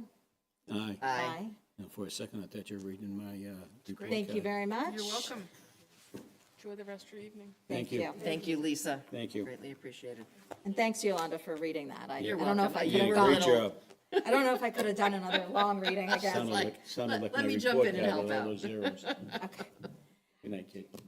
Thank you. Okay, the next item on our agenda is discuss and vote on year-end transfers, and we have Stephanie Pemberton, who has been patiently waiting. Thank you. So Stephanie, I know we have in our packets, I don't know if we can we share that online? The Make it bigger. year-end transfers as we approach 6:30. Do you want to take us through all this? Yes, so. Okay, hold on, we're Catherine's working on sharing it. I just, why don't you start? Okay. Okay. So, you were all here last year as well, for the transfers. So this is a standard process, of closing out the fiscal year. Per Mass General Law, we're allowed to do, transfers starting May 1st through, we need votes by the Select Board and the Finance Committee by July 15th in order to vote for any transfers. Within our appropriated amounts, just shifting them from one department to another, just based off what happened throughout the year. Whether we had any expenses that were unplanned for, or we also have our salary contingency that we use for non-union staff increases, so allocating parts of that as well. So to go through a couple of the bigger ones, to see if that answers most of the questions, and then of course, if you have any questions, let me know. So going through, we have the town manager's budget, which, as you know, we reorganized right around the start of FY26.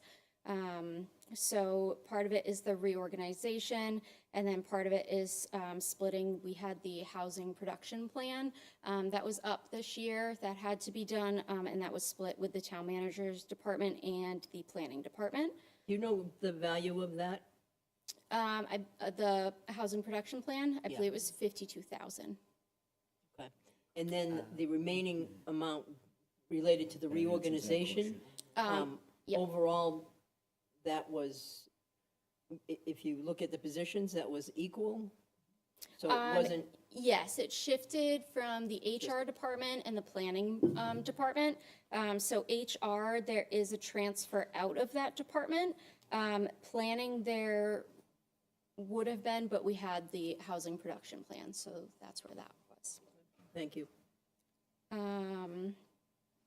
Next, we have data processing, our IT department. So as you know, we've been switching over to the OpenGov and shifting over to that. So we did kind of have some trailing expenses from the previous software while we converted to the new software. Our public buildings, property maintenance, our facilities department. So this year, I think one of our biggest hits for this department was the utility costs for electricity, mainly electricity, gas, and whatnot with Eversource bills. We had the public safety building came online, I believe it was 2023, but Eversource is a little behind on starting their bills, so we didn't really see those public safety building bills until end of FY25. And planning for those, they were a higher monthly cost than I think was anticipated. So just, I'm sorry, just on that particular one. So, there was some citizens received bills very late. And I think the state basically said you can only collect back to X amount of time. Is that something that might be applicable because you said they were so delayed in their billing? I'm not sure. I haven't heard of that personally. It's something we could look into. Unfortunately, we had to pay them because they send you shut-off notices. So Yeah, we of didn't want to course. delay that. I just am curious. most Can I ask important a building. follow-up question to that? So these are bills we probably received like at the beginning of the fiscal year, and now we're having to make up by add money into the budget because the budget is short, correct? No, they came in May for FY25 bills. So we had. May of '26 they came in? No, May of '25 is when Okay. they first started coming in for the Okay. public safety. And so I think we already had a year's worth of usage and didn't really see what that usage looked like. Right, so those bills, they came in May of 2025.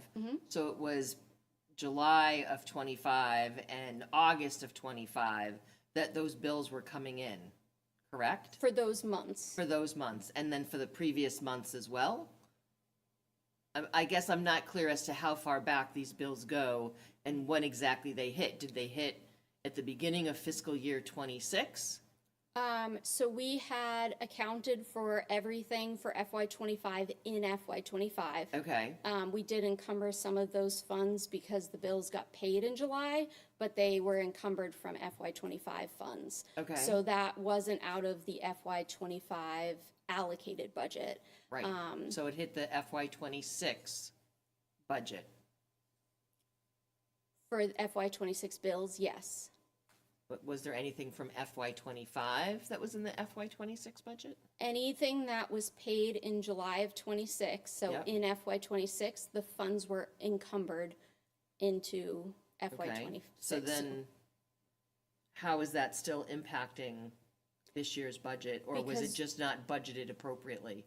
I think that would be, we didn't know how much the bill was gonna be And we didn't until do any May of kind of mid-year '25. budget adjustment?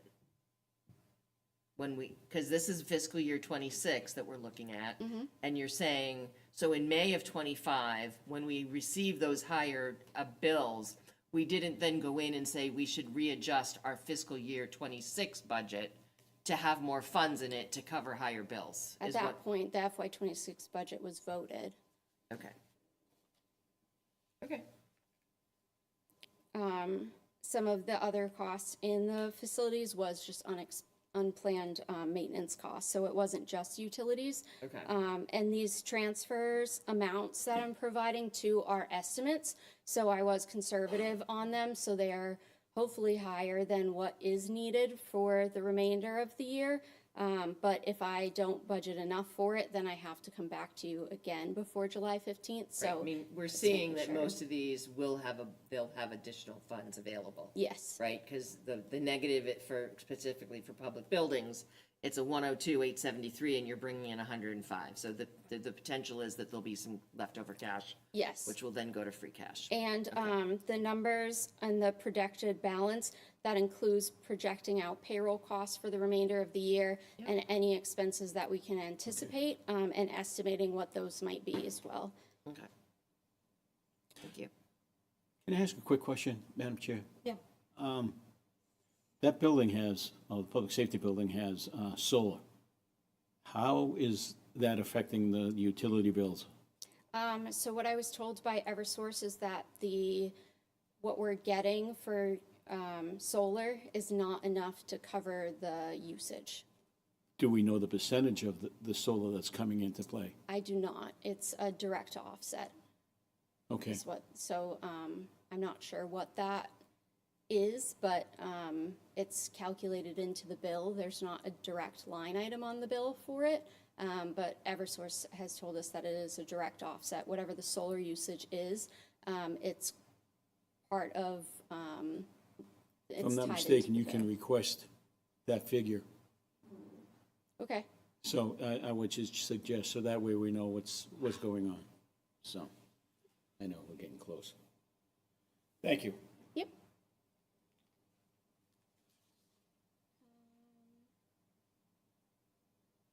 I have one more question. Yep. And well, maybe Catherine, you can answer this. So I'm looking at the group health insurance. Yes. Is that because when we did the budgets, people then made changes in regards to the type of insurance they were looking for? Or is this because we didn't budget correctly for the increase in cost? I believe that it would tie more to people going on plans of higher costs than planned for. Wow, wow, It's a lot. It is a lot. And Ashland is not unique in that everybody else is feeling the same pinch.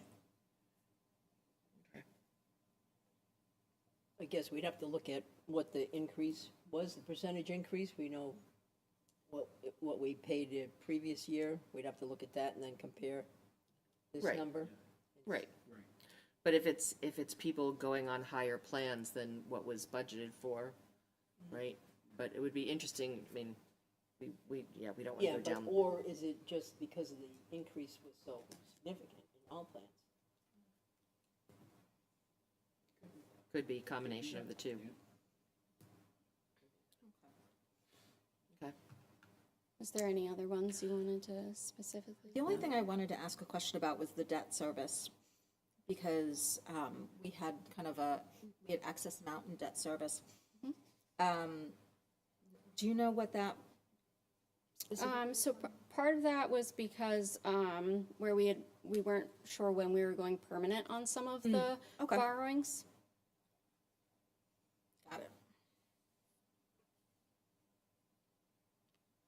I wasn't sure if it was like interest rate issues or anything.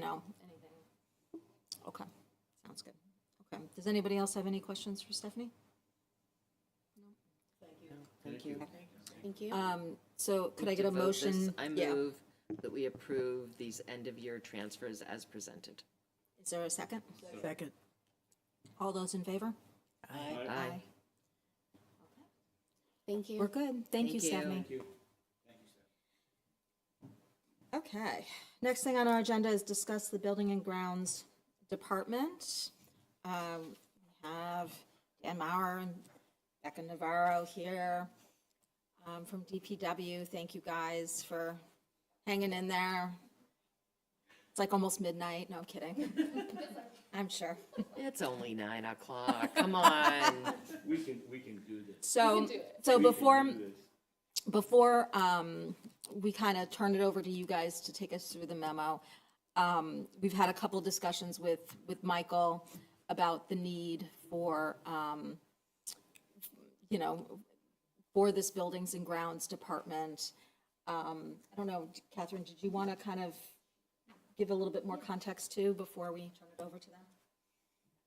Sure, thank you, and feel free to jump in if I miss anything, but, and so, when we're talking about the Buildings and Grounds Department, I think it's, you know, we've characterized it as this new department, but I think it's really important to draw attention to that, it's an expansion of our current facilities department. I mean, that's part of this.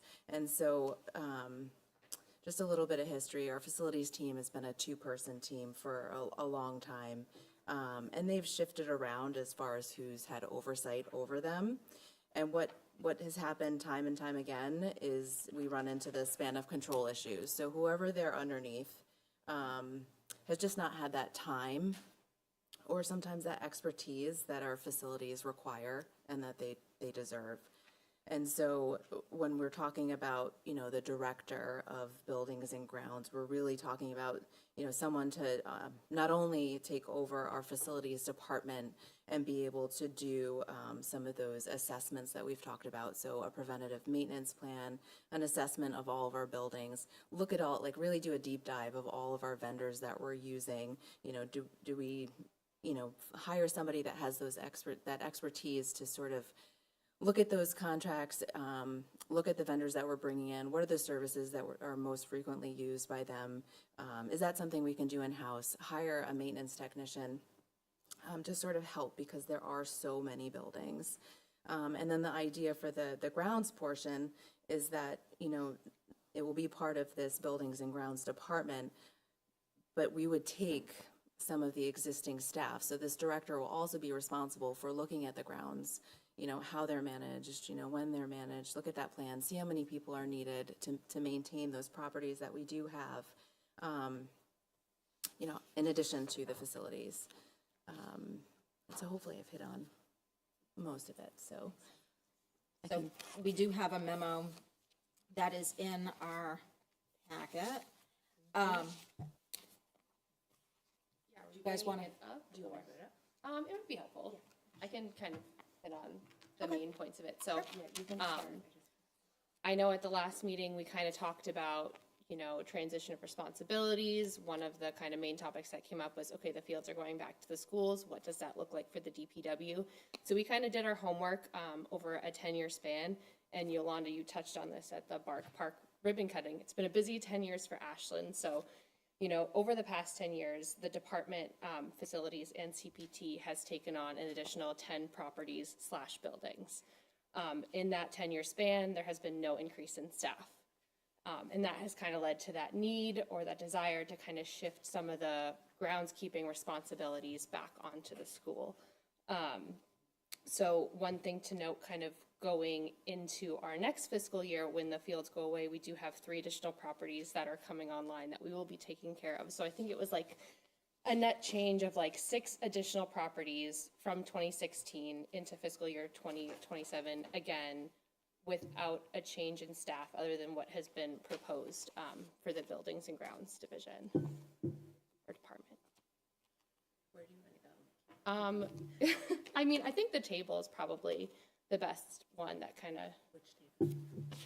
The one that shows, all the properties. Yeah. Thank you. I think that kind of gives the most like comprehensive look at, you know, what we used to take care of 10 years ago, what we're currently taking care of, and then what's going to go away and come back online. So if you guys have any questions on that, happy to address them. Go ahead. When looking at the list, and it's, you know, quite lengthy, I noticed Warren Woods. Now, I thought the stewardship group maintained that, did the mowing and stuff like that. So I'm kind of curious as to, So, yeah, it's a partnership. They do a lot of the mowing and stuff like that, Yeah. but we do the plowing, we do Okay. snow and ice maintenance. Maintenance, Anything that they can't handle, they reach out to us and we subsidize whatever they can't do. gotcha, okay. So it's not like a weekly checkup kind of thing. Yeah. It's sort of as needed service. As needed, okay, thank you, appreciate that. And Thanks, Dan. a lot of these things to keep in mind too is all these properties are unique, you know, so it's not the same services for every building. And quite honestly, with the piece of the fields going back to the schools, that's strictly, basically outdoor maintenance. You know, that we didn't do anything internally at the schools. So it sounds like a lot that's being alleviated, but with the equipment and everything for them to mow the fields, it's not really a big loss for the department. We're not gaining back a whole bunch of time by not maintaining, you know, the field piece. We still have to maintain, you know, our Stone Park, but a lot of these things like downtown, the beautification of downtown, the maintenance from downtown has gone way above and beyond from what we used to do downtown. We would sweep downtown maybe twice a year. Maintenance-wise, as far as landscaping, was very, very minimal. We're there sweeping downtown once a week. Every Friday, that sweeper goes out. We're sweeping downtown. Where the guys are out. We're maintaining, you know, the sidewalks, the grass trimmings, you know, these outdoor park areas that, you know, the residents are using. Because they get a lot more foot traffic, they require a lot more maintenance. So the Pond Street Route 126 corridor, you know, again, it's all very nice and it's going to be used a lot, but that's a lot more maintenance again for the DPW to take on as well. So even though that it is an outdoor space, it's that's a lot of maintenance that we're picking up, you know, to keep that to what we should be maintaining it at. And that's a big piece of the buildings and grounds is a lot of these properties weren't maintained to the level that they should be maintained at. We were just checking the box, so to speak. By having the department, you're going to be able to get somebody that can dig into these things and maintain these properties the way they're supposed to be maintained. And with the newer buildings, there's a lot to learn with them, with the you know, the BMS systems. You know, everything's computerized. And you got to keep in mind the older buildings too were renovated 20 years ago now. You know, so a lot of those systems are failing us now, and somebody really needs to dig in and see what these maintenance requests are, because we can probably have a savings by adding an electrician, by having an HVAC technician. The amount of money that we're paying out to these vendors is extraordinary, and we could, by having somebody drill down and pay attention to what these things are, we could save money not only in the day-to-day repairs, but in a strategy on how the town can maintain that, you know, moving forward, and what the best course would be. So I'm curious, you mentioned like contracted services, like how much has that gone up in recent years? Like if you had a percentage, do we know? I say off the top of my head, I don't know, but we Okay. could definitely get you guys. Yeah, that number. I'm curious very because, you know, Dan, to your point, like if it makes more sense to, you know, once you guys do the audit and know what, or once we bring on a director and do the audit and know what's needed, we may end up saving money by having somebody part-time or whatever it is. It doesn't have to be like a full-time person necessarily, but it's better than calling emergency services because we have nobody that can, you know, fix a boiler in a, you We spend a know, lot in a of money building. with Renaud. Renaud's here Yeah. multiple times, seems like multiple times a week. And who is that? Renaud, that's our contractor for HVAC, for the heating and ventilation systems. And a lot of these things, they'll come and they'll fix a problem. And again, we're kind of overwhelmed and we don't have the personnel to look into these things, that sometimes they do a check the box that the heat's now working. But then you get into the system and we have other failures that are happening, or there's a reason why that, you know, there's a root cause of why that technician had to come out and make that. And sometimes it takes them a couple times to catch that, because we don't have the time to spend and look at these things, you know, from a critical point of view. It's just, that's what these buildings deserve. You need somebody that can really dig into this stuff. Makes sense. I just have one question. Well, when Michael proposed this, right, and it was going to be a director at a pretty high amount, And I understand, you know, Public Works is different than Buildings and Grounds, but in my mind, some of it does overlap, right?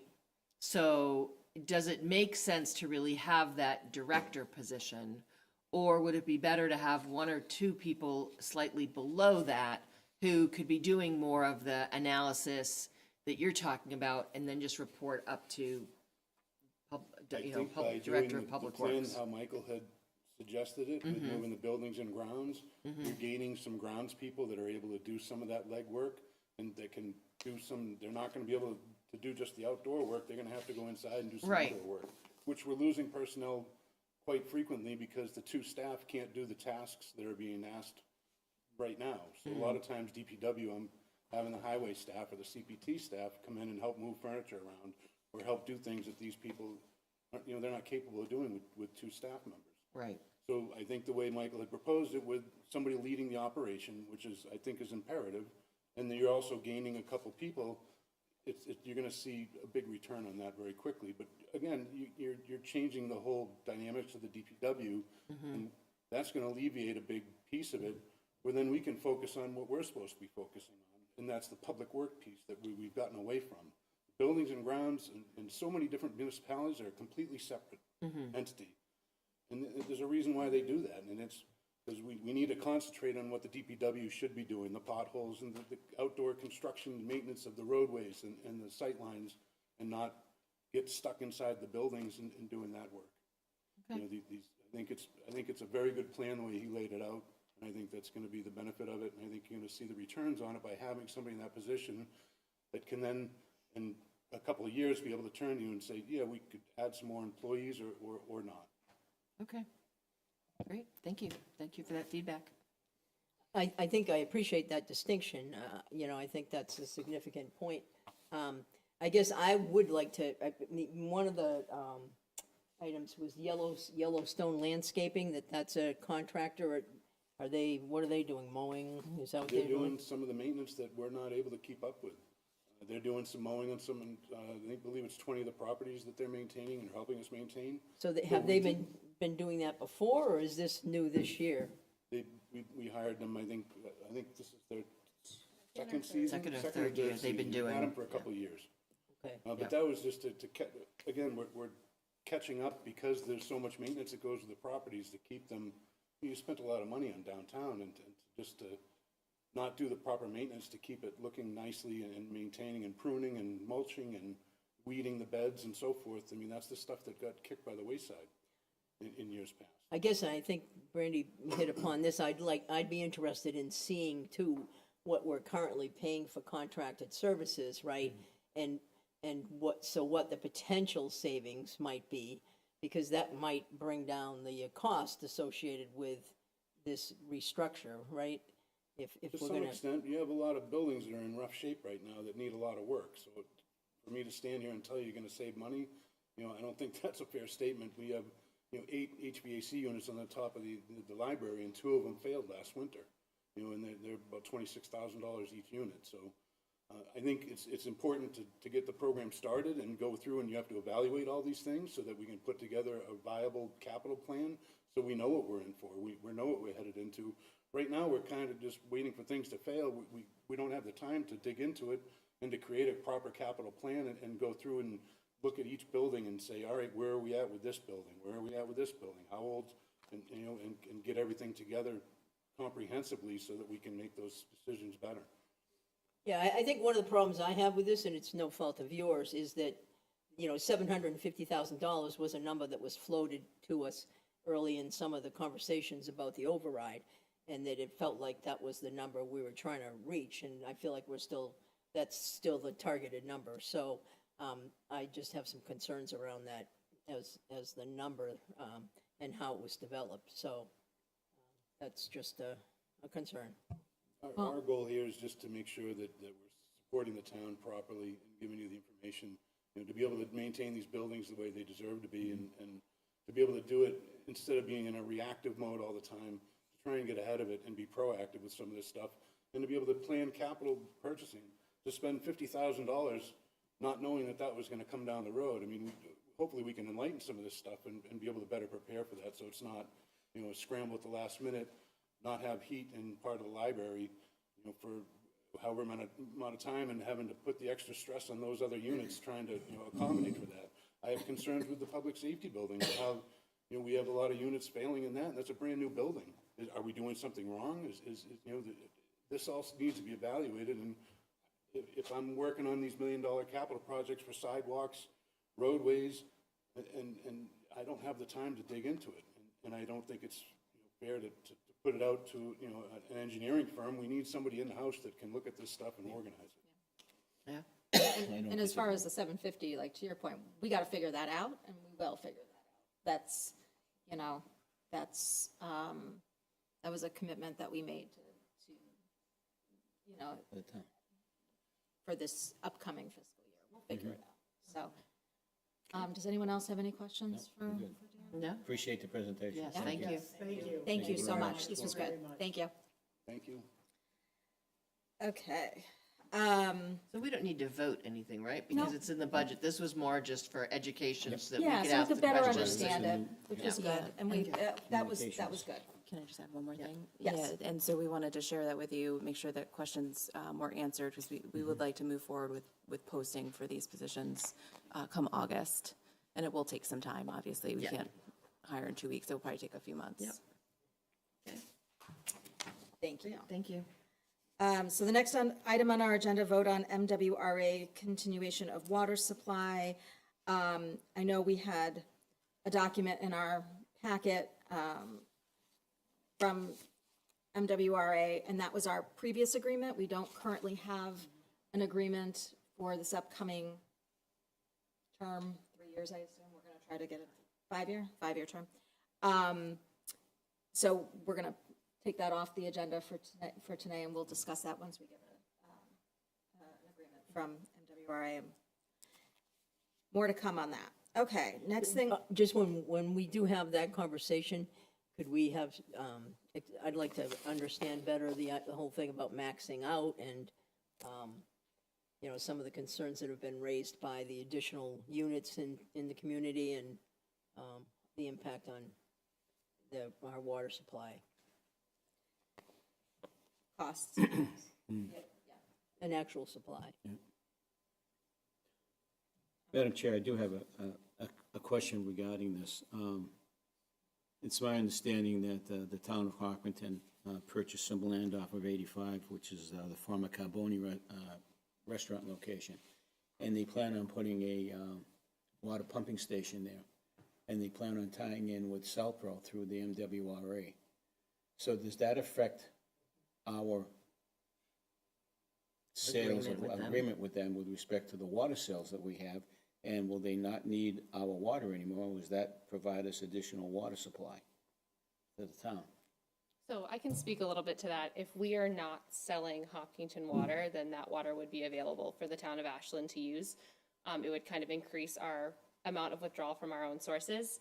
That being said, I've kind of been in conversations with Hopkinton. I'm not sure 100% which direction they're going, if they still want to use us for supplemental, if they connect to the MWRA. But we are on like an annual IMA agreement with them, so we can kind of reevaluate it each year as they get their connection built, because that does take, you know, a couple years to get going. Okay. Yeah. Thank you. Appreciate it. Thank you. Wow. I'm glad you were here. Yes, Thank you. especially for an agenda item that we weren't going to probably discuss, but we had things to discuss. That's good. Okay. So the next thing on our agenda is announce the recipients of Select Board scholarships. Makita and Claudia, you guys were our subcommittee. We did E before Lisa left. Yep. Conservation restriction for the zoning property. Yep. Oh, I'm sorry. regional Oh, collaboration. yeah, I'm sorry. Yeah. Regional collaboration. I'm sorry. I had pulled that out. Okay, I'm sorry. Regional collaboration. Claudia had sent a document to us for our packet. I'll turn it over to you and to Yolanda to talk about it. Yeah, so I think in one of our previous meetings, we had a conversation about beginning to be a little more proactive in terms of with our legislature and our governor regarding state aid to municipalities. So I did work on just a real rough draft of what we might use to send out to municipalities. I know Yolanda met, you went to a, MWRA, I'm sorry, Metro West Regional Collaborative. right, and you spoke to this point. Yep. So this is just a letter. I was just, I know I kind of got it to you kind of last minute. I apologize for that. But, so if people just want to offer any feedback they have on it, they could send it to myself or Yolanda, and we could, work on the letter and then bring it back to you for final approval, and then maybe start sending it to our municipal colleagues. So do we have like a target list of communities that we'd want to start with? Like, how do we want to proceed? Well, I think that, one thing would be maybe to look at communities that have had overrides, right, this year, or requested overrides, that might be a group that might be a little more motivated than others. I'm not sure if there's a way to really send it. So one thing I would recommend is once we have this finalized, I would forward it to the members of the Metro West Regional Right, Collaborative. start with Yeah. So certainly that is 9 other communities besides us, and it's communities touching us. The other thing I would recommend is reaching out to, say, a Hopkinton, because they're next door. So it would be, and it's unbelievable, the list. So it's Holliston, Sherborne, Ashland, Framingham, Natick, Weston, Wayland, Southborough, Marlborough. That's all part of the Metro West Regional Collaborative. But the staff of MAPC was also like, oh, well, if you want to put it out to the other regions, they would be willing to help do that. Okay. And they're willing to be part of the conversation about this. I also think we can use MMA as a resource, because they're doing some of this work already. Yeah, it would be good to loop them in. Yeah, At least, like, so- once we kind of have maybe a sense of initial communities that may be willing to work with us on this. So when I mentioned it at the Metro West Regional Collaborative meeting, a number of people were like, oh yeah, we're interested in having that conversation. Yeah. So I think if we can finalize this letter and then send it out via the regional collaborative, they've allowed me to say, okay, and I would just send it to the planning board, to the select board members of the collaborative versus the planning board members. Right. And then again, look at reaching out to Hopkinton, because they're right next door. Yeah. And say, look, we're looking to have a conversation. What does that look like? And I think it's either all members of the board could show up, or we create a subcommittee, or we have people. I know when we were doing the regional one before, if we found out that more than 2 of us were going, we would actually post that we were doing that meeting, and even if it was in Millis or Medway or something like that. So Yeah. I don't think we're there yet. I think a lot of people take the summer. Yeah. I think yeah, if we can draft this, get this draft cleaned up and sort of tackle it, and I apologize, I have not had a chance to look at it since we got it from Claudia. So I would say we look at this and determine, what are we proposing, right? Are we Yeah. proposing getting together for a meeting and having a conversation and then bringing Right. something forward? Or are we just saying, okay, we're going to write letters in advocacy and we're all going to bring these forward? So it's a combination, I think, of both. Okay. Because I think from my perspective, I think there's good in writing a letter, but I think we need action from these communities to not just put their names on a letter, but, like, to your point, to Get willing together to and get have a together and conversation. have a Right. conversation. Right. Because I think the power will be not just the select board in these communities. The power will be getting their communities on board with advocating, Right. So that's just my But if perspective. you can start with the elected and it's Yeah. not one community at a time, if it's Right. 10 or 15 communities going forward, and then reaching out to an MMA and having them, because for Metro West Regional Collaborative, it's the 101 cities and towns around Boston. So that's one specific group, but we need this to be across the state. And like I said, MMA is doing some of this work when they reach out and they have different organizations and they have different meetings, right? They have Yeah. their whole report that they did in the fall. They have their recommendation for that whole thing. And you're still on their policy I'm group. still on their policy committee, So yes. that's a good. So that would yeah. be a next group to sort of say, Yeah. do we want to do this as well? And we actually did something very similar with Chapter 70 funding, many years ago now, and had local school committee and select board Right. members. Actually, we hosted a meeting at the Mendez Library at the time, and had their legislators as well. So, Right. I think that, Right. And the other thing is when when I participate in legislative events, that there are multiple legislators there that we're having a conversation, this gets brought up, right? That they need to do something about putting more money back to the cities and towns, which is why we're hoping that what we heard from the Senate continues in the budget when they finalize it next July. month. Yeah. So. All right, well, thank you for putting this together, and so the plan will be that we send any comments to Claudia. Mhm. Claudia will put it together. Yep. And then we'll have it I will put it on the next agenda in July. Right, and then if I can take it and I'll forward it to the Metro West Regional Collaborative Select Board members, and then also add Hopkinton to that, and then go from there. Okay. That works. And I have a contact at the Hopkinton Select Board, so All right. send it to them Anybody else have directly. any comments, questions on that? No? We're good? Okay. All right, now we're getting to the select board scholarships. Nikita and Claudia? Oh, okay. Yeah, so,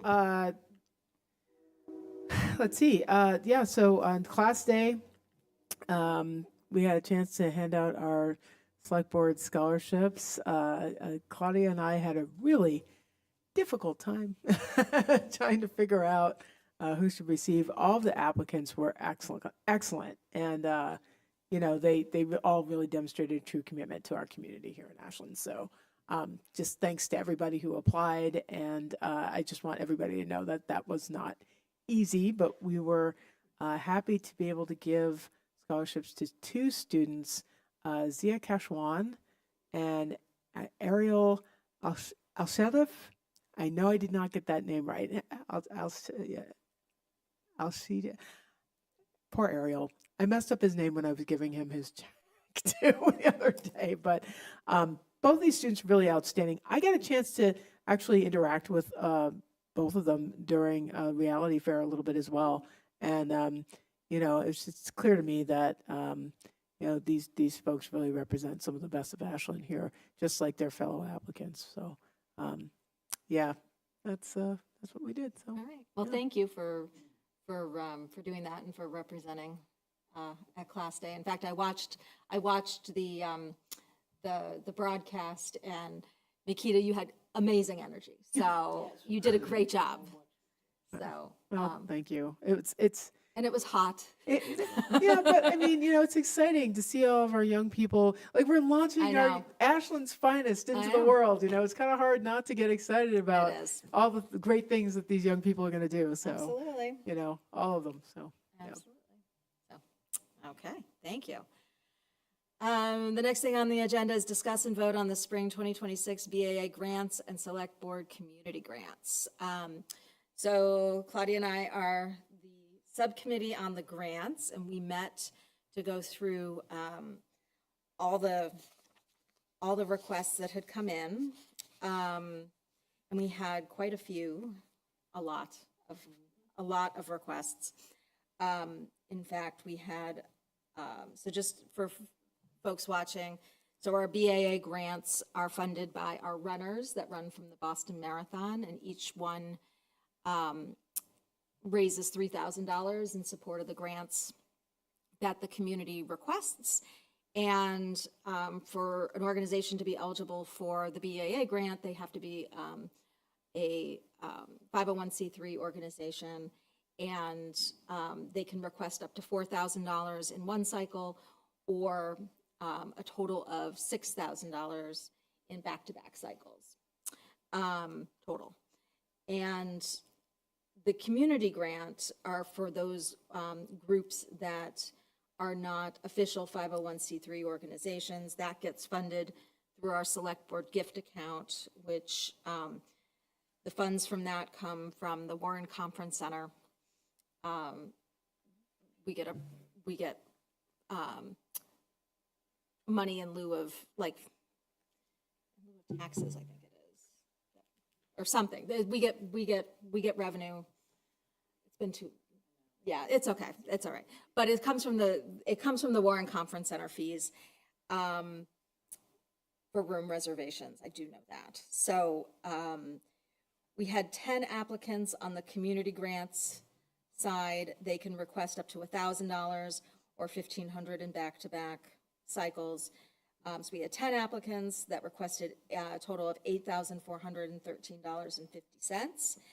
And so our recommendation is to award all of those 10 applicants the amount requested, which is $8,413.50. The balance of our gift account currently, minus the scholarships that we just gave out, is $44,508.71. So we use that account for many things throughout the year, including the scholarships, our volunteer breakfast, our awards that we give to staff for longevity. Yeah. And then things like, obviously, the grant program. And then for the 501c3, we had 25 applicants that requested $90,400. A lot of money.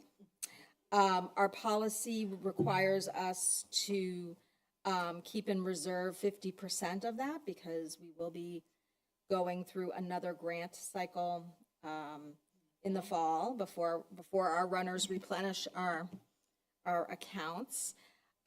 So Claudia and I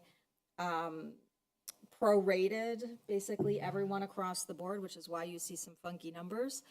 64% of the requested amount, and that amount is $57,856, because the balance of that account currently is $118,797.15. So, with that, does anyone have any questions on any specific line items? I know everybody's got the charts and all the amounts in front of them. We were able to give a lot of great, there were just a lot of really great organizations that were able to fund through both of these grants. So I think, again, similar to the same problem we had with the scholarships, right? These are all great organizations doing wonderful things. It's hard sometimes to think about not being able to fund them in the entirety based upon the policy.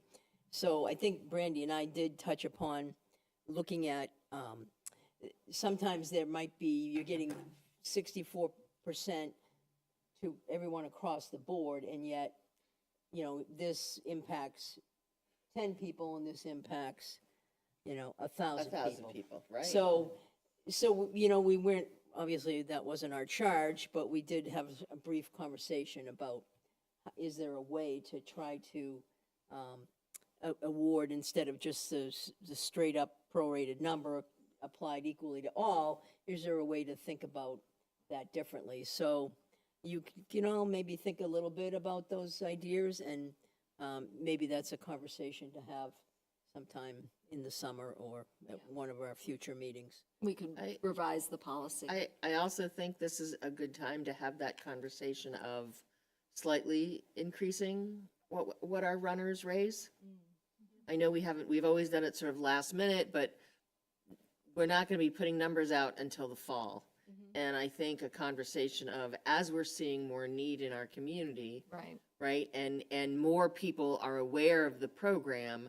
I mean, like, I'm seeing people here looking for funds who we've never seen before. Yeah, Right. Yeah. Right? absolutely. I'm looking at one of the cat, the shelters for cats or something. And I'm like, okay, they're a 501(c), so it makes sense that they come to us and, and they're having people foster, but it's like, to your point, do we give everybody a little bit, or do we try to say, okay, we're going to focus it down?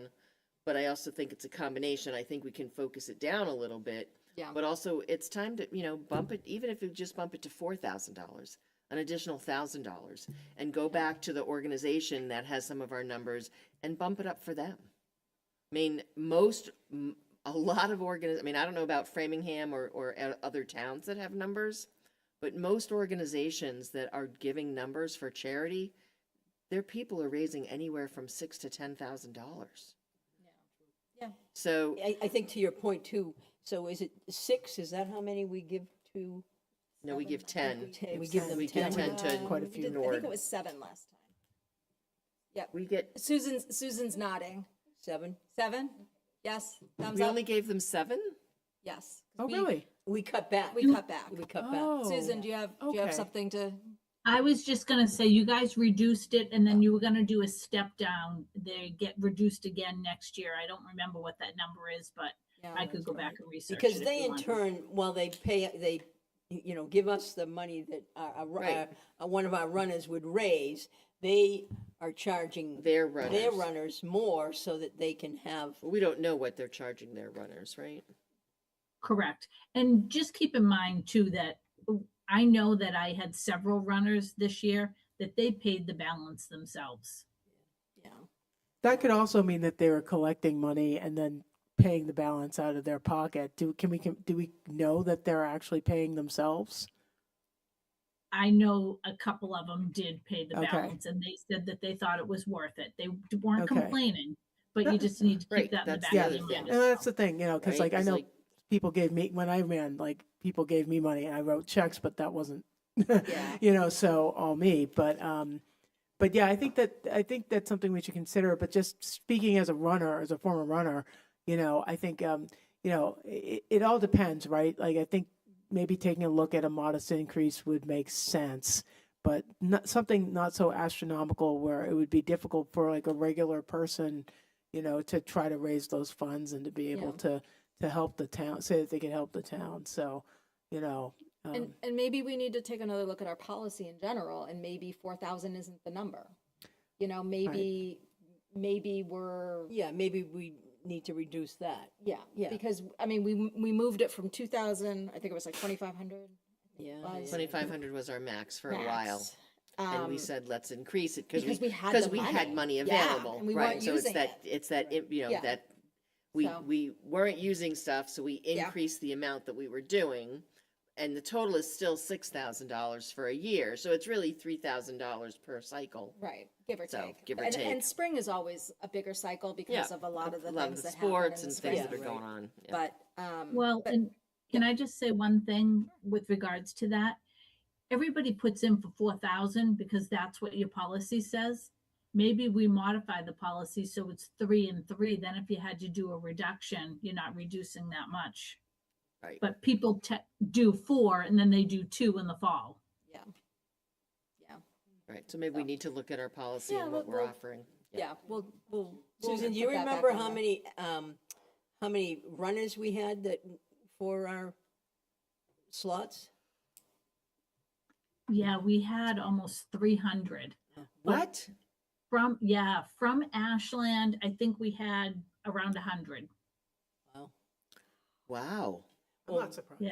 Yeah, Yeah. because The numbers have changed because it's a over good the years. deal. I mean, right? Well, that's the thing, right? If you go to any other, like I said, if you go into any other organization, you're being asked to raise anywhere from 5 to 10,000. Also, I would it's be- hard to get bibs. It's hard to get bibs, but I would actually be interested in finding out what other cities and towns are Yeah, that would along the be- route yeah, I are would- doing.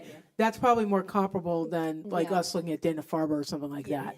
So Yeah, I but I'm think- not even looking at Yeah, data. I think from what them. happens. I'm looking at small nonprofits that have numbers. So I think, well- because I had taken a look at this like Cities and before, towns. before we changed our policy. And I believe Hopkinton and Framingham, I can't talk to anybody else, but I think that I don't know if I assume they probably have some sort of lottery system for their bibs, but they pick a charity and they raise money for Right. that charity. So Right. it's not like what we do, which is spread it throughout a lot of organizations. Like They pick one. they pick one. The So if the somebody, runner picks the the runner charity. picks the charity. So it's Oh, like, interesting. Okay. so if a runner's running for a project just because, that's what they're raising money for. Oh, so, Right, so we're the only multiple, town on the route. then multiple charities are being, money's Right. being raised from. Yeah, so one runner might be doing project just because, and one runner might be picking So it's up Daniel's to the table. runner. It's not One- the town yeah, I says, think okay, that- everybody's running for No. project just because. Right. No, right. But is it like an open-ended dollar amount, or is there a minimum dollar amount for all and any charities, or is it contingent upon the charity? I think it's, well, I don't know, but I think it's whatever to they find out. raise for the charity, because it's not like what we do, which is Right, like right, spread yeah, it. right. Yeah. Susan, yeah, I'm sorry. Go ahead. So just briefly, we used to have a wrap-up meeting pre-COVID where all of the communities would come together with the BAA and we would sit and we would talk about what we did with our entries. We have a unique program. They always wanted us to speak to it because ours makes a difference in our community.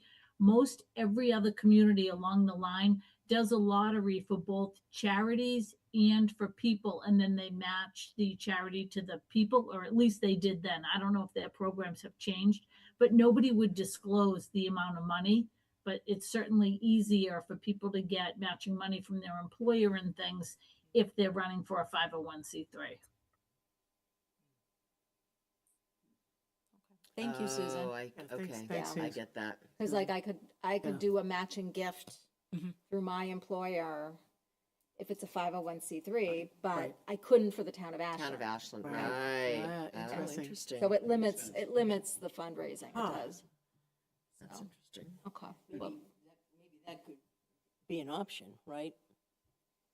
Well, a lot of, but then we're gonna be then we're gonna not be able to give 25 out, like No. per cycle. It's gonna be,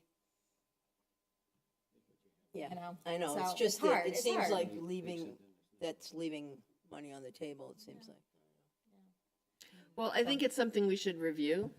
Sure, But I would like absolutely. to make a motion to approve the funding for the numerous programs as presented, and a big thank you to Claudia and Brandy for doing the review and recommendation. Is there a second? Second. All those in favor? Aye. Awesome. Thank you, guys. Thank All right. you. Okay. Discuss the parking and public safety issue on Douglas Road, Green Halls Road. I'm gonna turn that over to Mr. Mignani. Where's Douglas Road? Douglas Road is if you're right next to the old Marconi's, which is 12 Oh, Pond yeah, Street. yeah, by 12 Pond Street Yep. there. So, thank you. I did provide some information for you folks, and just to give you a quick update, I am meeting with the property owner Friday. He's out of state, but his property manager is still in the area. Her name is Danielle. So I'm meeting Danielle at 10:30 at 12 Pond Street to go over these issues.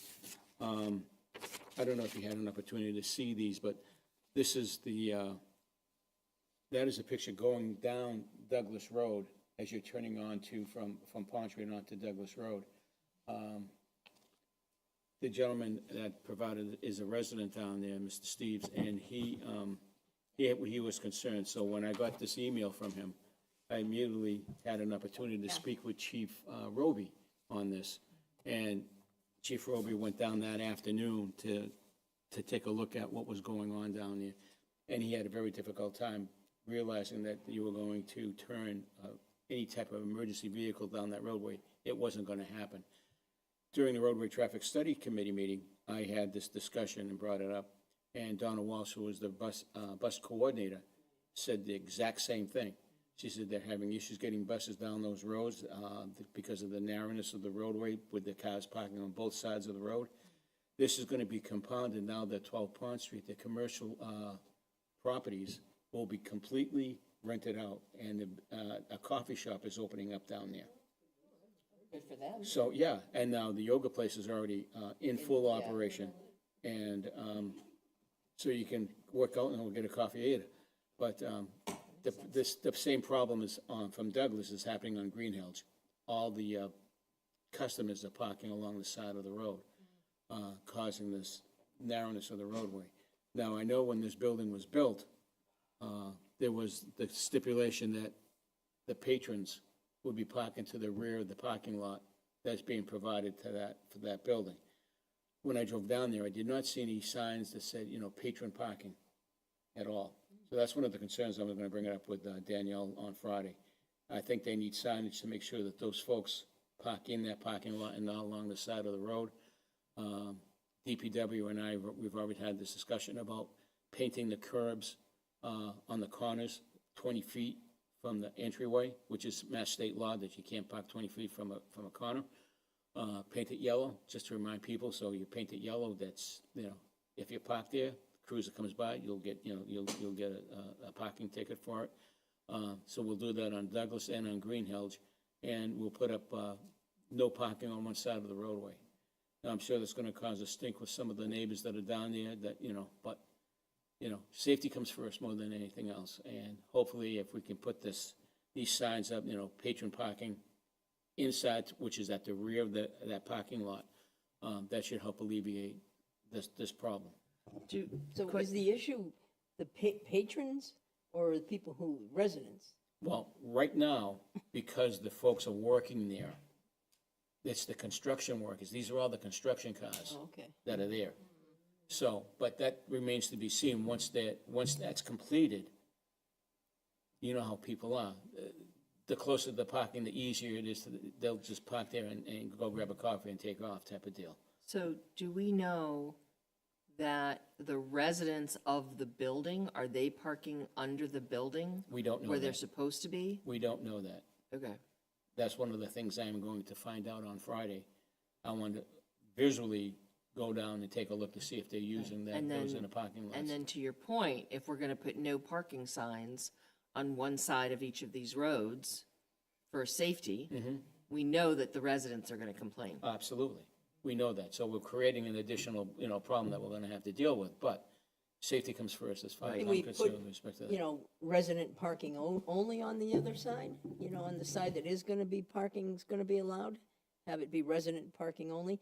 I mean, I think that there's probably a good chance that there are residents parking there, right? Because they probably don't have enough parking for residents, like almost every other. You're talking about at 12 You mean of Pond the Street building? itself? Yeah. Yeah, well, the way it was designed and the parking spaces that we've seen out there when it was first built, and we did a walkthrough because the Affordable Housing Trust is involved with that, with the units that are up there. There was more than enough parking spaces for the residents to park in Wasn't those it locations. either 1.5 or 2 1.5, parking? yeah. 1.5 parking spots Yep. per apartment. Per apartment. Yeah, And- that's, I think, the And they're town- all 1-bedroom apartments? Yeah, Yeah. so. Probably a lot of one-bedroom apartments have two people. Well, you're right. You're absolutely right. Oh, yeah, Or more. possibly more. But I just want to do a visual Yeah. on that, so. So that's where we're at. So that's the update, and I mean, we have I'll the let you- same problem downtown, right? With 128 With Main. 128 Main, 128 yeah. Main, yeah, and they're all There's- parking in front of the They town park- hall here. They park in front of, up and down the street here, Yeah. and then they park over in the Sunnyside Yeah, Bank. but, yeah, on the side over there, yep. They're doing it, yep, so that's my update for you folks. That's it. Well, thank you. Oh, Thank you're you welcome. for Thank you for giving us that allowing me to update. bring this up, because it was kind of important to do that, Yeah, thanks. absolutely. So you'll keep us posted I'll keep you once- posted, and then once we make that determination, I will have to come back to you folks to approve the signs that we can put up. Okay, sounds good. Thank you. All right. Next thing on our agenda is liaison updates. We have Community Preservation Committee. Claudia? Yep. So the Community Preservation Committee met on June 3rd. There was a lot of discussion about moving forward and the projects that, they would like to be looking at. In particular, they would like to work with affordable housing. That is, something that had been desiring to do for quite a while. And they also were interested in the town fields, working on the town fields. I know that in one community or multiple communities, whatever, but one person had knew of a community that used some of their CPA funds to actually look at the fields and make suggestions about how you could maximize use from them, sort of design and planning. So there was conversation about that. This would be, I think, the school folks, I did reach out to them. They're definitely interested in that. And I think probably we should look at Stone Park too. Is there a way to maximize the use of Stone Park, and also the CPA funding could absolutely help us improve some of these spaces. Certainly town fields, school, and otherwise are certainly areas that get tremendous amount of use, and we have certainly some problems with, I know baseball fields in particular that need some work in town. And then the other thing was some looking at the Valentine property. I think that, many of us are interested in moving forward with some ideas around the Valentine property. It's something that kind of has taken a back seat within the past year around, some of the challenges, some of the work we've been doing with the 40Bs and the overrides. So anyway, so they are definitely interested in doing some work. I'm going to try to be a work with the schools and the CPC, to try to get some work there, and then perhaps I could meet with someone from DP Building and Grounds and talk to them about Stone Park and see what we could do down there. So that is Just a comment / question. So it's great that that's going forward with CPC. We just want to be careful because sometimes CPC funds have to be used for specific things, like they can't be used for design. They can only be used for other things. And the other thing is that It was actually them that mentioned that. They're very, Mr. Ladd is the chair. He's very knowledgeable about. Okay. And the other thing is we're going to be getting the comprehensive plan committee going. So I think it would be a good thing to have some of these groups work together rather than working in silos of, CPC wants to do this, but, make it a community discussion rather than just, the members of the CPC. Let it be more together rather than just one organization. Because the other thing, in the past, what we've talked about as CPC is, yes, we have a lot of funding, but we want to have a plan forward as to what we're going to be working on. Yeah, well, that's what they would like to do. And Okay. I think that certainly the work around the fields is certainly in alignment With the comprehensive plan. Yeah. Comprehensive plan, so. Okay, thank you. I have an update from Sustainability Committee. I was there. And affordable housing, I mean, huge, right? Yeah, Yeah. absolutely. So those both Yeah. are in alignment, Yeah. certainly. Absolutely. That's okay.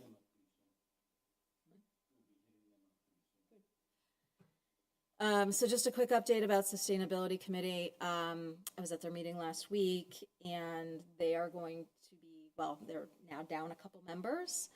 And so they have asked if we can kind of help spread the word a little bit about potentially Sustainability Committee members. One of the things that they were talking about is they're trying to figure out like what's next for them. They really got to it's like they're the policy group of sort of the sustainability. So we have Energize Ashland, which is much more grassroots, much more like action-oriented group, who's also having some challenges too, and with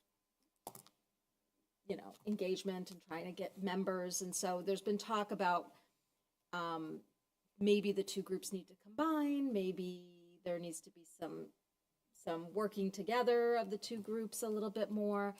But the Sustainability Committee is trying to figure out what their next thing is. And so I was giving them some advice, because they're like, oh, can we come to the select board and ask you guys? And I said, well, no, just figure it out and then come to us and talk to us about it, and we can give you some feedback. So possibly more to come with the sustainability committee, but they're kind of at a crossroads. They're trying to figure out what's next for them. They've also done a lot.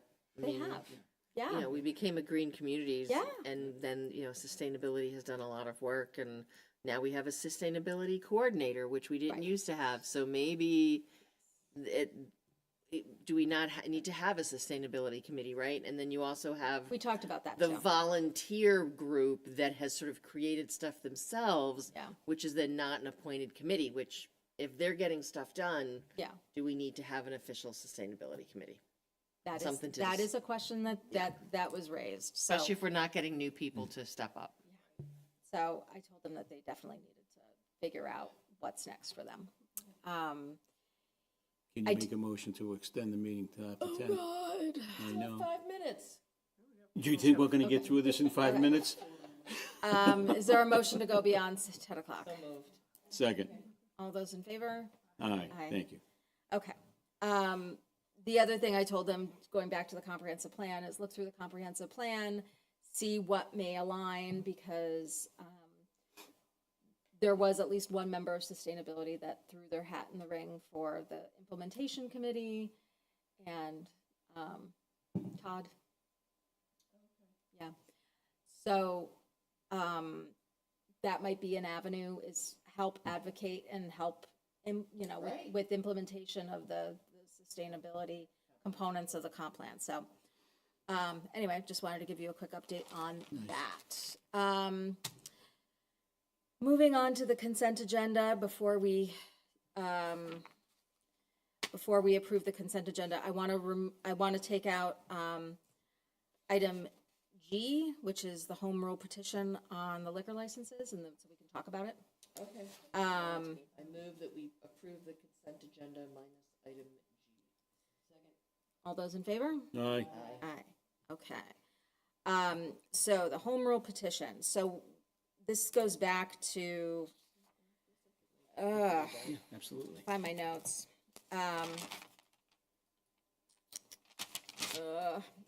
It's been like over 2 years, I think, at this point. So we got it approved from We the got it state? approved. Yeah, I actually watched it on Yeah, TV. so a couple of things with this. So initially, we had asked for 16. They approved 10. And, oh, here it is. This is my notes. It was approved at town meeting on November 29th, 2023. So we're talking 2.5 years. Yep.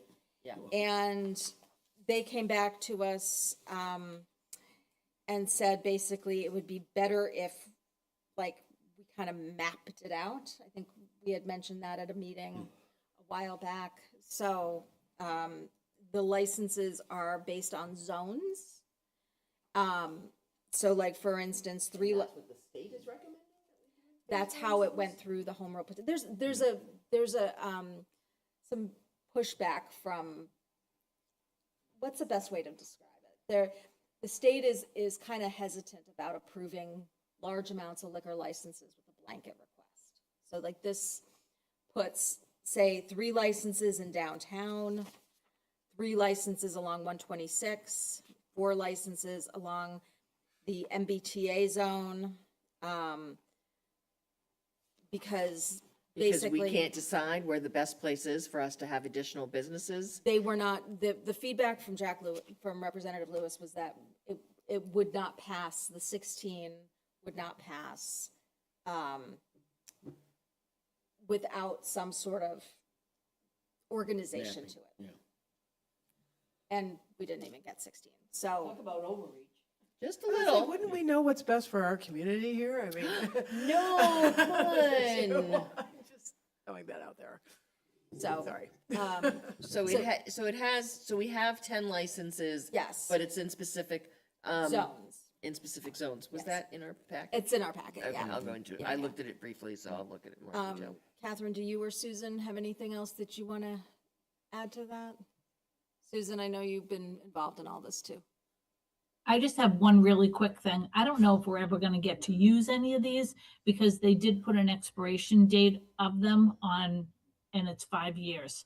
That So if we was- don't have, yeah, so we went 2.5 years, but we can only have them for 5 years. I tried to get Wait. 10, but 5 was all they'd give us. We can only, what do you mean we could only have them for 5 years? So there's So a, we have 5, yeah. Go ahead, Susan. Go ahead. sorry, we have 5 years to issue them. Any that are not issued within the 5 years go away. It's in the. Oh, wow. It's actually written into the home rule petition. Okay, so we have to encourage businesses to open up in those different zones that could use them. So, Okay. so yeah, but at least we have the licenses to be able to give, so. Yeah. So thank you, Susan, for all your work on it, and thank you to Representative Lewis for So, wait, plugging away at this. so if they had, so the MBTA zone, is that where we have put MBTA zoning for housing? Or is it our, MBTA zone, right? Because we have a zone around Memorial Drive. Right. Or is it where we put It's the MBTA MBTA zone. 3A zoning? It's the What's the MBTA difference? zone. So Susan, do you have that answer? Do we need to check on that? We have it on the map, although it's really kind of difficult to see. It does include Burnham's. It's the areas that we indicated as MBTA. So if you look on the map, I know it's probably hard for you guys to see it, but there's several green boxes, which are the places that we identified as the green. So, they're so indicated on the map as MBTA green. 3A zoning is where they're Correct. allowing a certain number. Correct. So up on Chestnut Street, right? Didn't we add Chestnut Street to the 3A? Yeah, Chestnut Street has a block. Yep, there's a block on the town line on 126, Yeah. Magunko, Pleasant Street. So we tried to find areas that we thought that we identified the possibility of having development in there, and we could possibly use them. We didn't want to put them in a place where we couldn't use the license. Right, okay, so it's the, where we have 3A zoning. Okay, Interesting. yeah. Interesting. So do you guys have any other questions on that? No. So with that, could I get can I have someone make a motion to approve the home rule petition, which grants 10 additional liquor licenses for all alcoholic beverages to be drunk on premises? So moved. Second. All those in favor? Aye. Thank you. Okay, so that's our consent agenda. Moving on to our town manager reports. Community Center Improvement Project. Ms. Catherine. Thank you. The food pantry is complete. I know we talked about that last time, so they're sort of moving everything in and getting that place all configured. Prevention and Human Services will be moving next week. The patio project is starting in the next couple of weeks, next few weeks. We're still, it's happening in the next month. And then an update on the downtown project. I'm sure you've seen the big trucks in town. So beginning this week, Eversource was removing the utility lines on the poles, which is really Today I exciting. saw the top of a pole being cut off. Cut off. Well, I didn't see it cut off. I just saw them moving it and getting Wow. ready to drop it somewhere. I'm like, Very "Oh." exciting. It was It very, is exciting. I can't wait to see it. yeah, it's very exciting, it's right. Yeah, so you'll see some temporary no parking signs in parts of downtown, and that's why. And then an update on the Ashland Arboretum, Bark Park, and YMCA. I'll be brief. The Ashland Arboretum held its ribbon cutting on 6/9. That was last week. It was great to see and have Senate President Spilka and State Rep Lewis in attendance. The Arboretum is a beautiful space, and it's open for all to enjoy.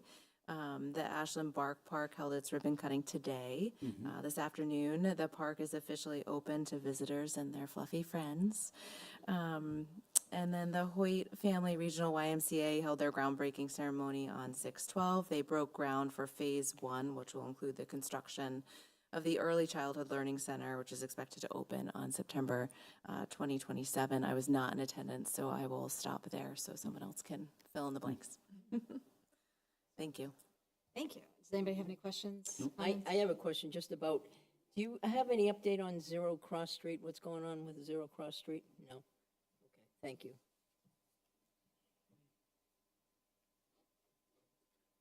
The only thing I can add to that, Claudia, is that I know that Michael had been talking with the owner of the business. Agilitas? Agilitas, thank you. I couldn't think of the name of it off the top of my head. And they were working on trying to get some sort of agreement with the new property owner.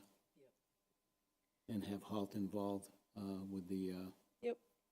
I just conservation wondered if they, restriction. I Yeah. did know that. I was just Okay. wondering if there's been any more progress. That's all I know.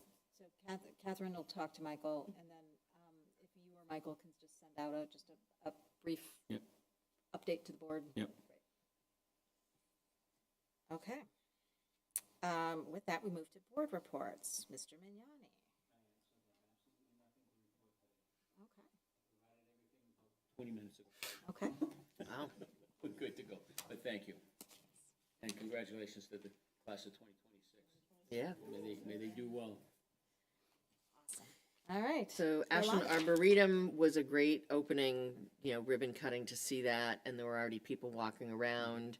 And what's nice is there's a crosswalk, so anyone who lives on 126 can walk up 126 on a sidewalk, they can walk down the sidewalk on Elliott Street, and they can cross the street safely to the Ashland Arboretum. So that was good. As you said, today was the dog park opening, a 10-year journey of love and frustration at times, but it's done, so that was nice to see. Coming up this Saturday at the Farmers Market is the Juneteenth celebration, because Friday is a holiday for Juneteenth. Culture Fest is coming up Saturday as well at the Corner Spot, because it had to be canceled from that crazy weather. Next Tuesday, I was at the the groundbreaking for the YMCA. It's nice to see that moving forward. If you know anyone who has a couple $1 million that they want to donate to the new Y, make sure you reach out to Metro West YMCA. They're happy to take your donation. And then next Thursday, I'll be participating in a Metro West Regional Collaborative meeting via Zoom. We'll be voting our board, and we'll be also voting our annual work plan. And that's all I got. Thank you. Makita, you're up. Thanks. Class day and graduation were incredible. It was just so fun to be a part of that, and that's some of what I've been up to. I got a chance to visit the opening day of the farmers market, which was amazing, and welcome back, farmers market. It's a welcome. Good to see them. You already mentioned the Juneteenth celebration for next week's farmer for actually it's coming this Saturday, day after Juneteenth. But thank you to Area and the farmers market for making that possible. When I was at the farmers market, I ran into some board members from our Ashland Emergency Fund, and they are looking for more folks to look into maybe joining their board. So an incredible organization, incredible community organization that helps neighbors in need. Definitely should take a look if folks want to get active in the community and do something that really impacts lives here. That is pretty much all I have right now. So thank you. All right. Thanks, Makita. Claudia. Thank you. Well, I think many of us were at the high school reality fair. Oh, the reality. Yeah, we were there. Which was really that was a great day, and I was kind of like a greeter, and I kind of got them going as to what they were going to be doing. I thoroughly enjoyed it because so many of those kids, I had the opportunity to know. I was a little nervous that they weren't going to put their name tags on until after I was already engaging with them, but I didn't get put on the spot too badly. I did remember quite a few, and so this is really what a great program. I know there's other communities that look at it where community members come and help the kids learn what they're going to be faced with when reality strikes, right? In terms of many of them haven't ever written a check, haven't even addressed an envelope.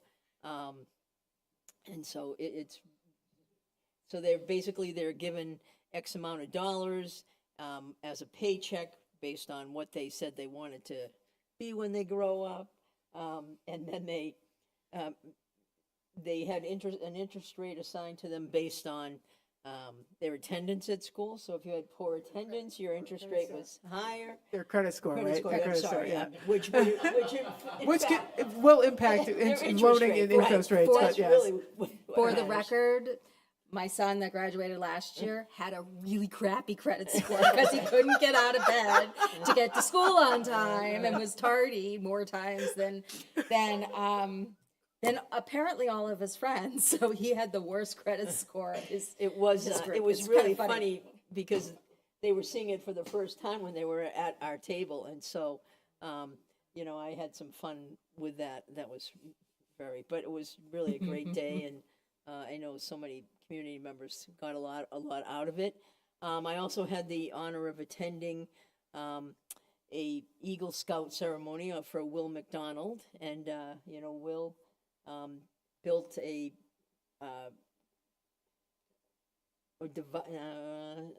some kind of a cabinet, I guess we would call it, to store fishing rods and equipment down at Fish and Game. And so it was really the first time I'd been at one. I did make one faux pas. I didn't hear they invited, I was sitting with Representative Lewis and another gentleman, and so I knew that they were going to be speaking, and I was going to be speaking. And so at some point they said, in the introduction, they said about coming up and sitting up here. So I thought, oh, we got to move.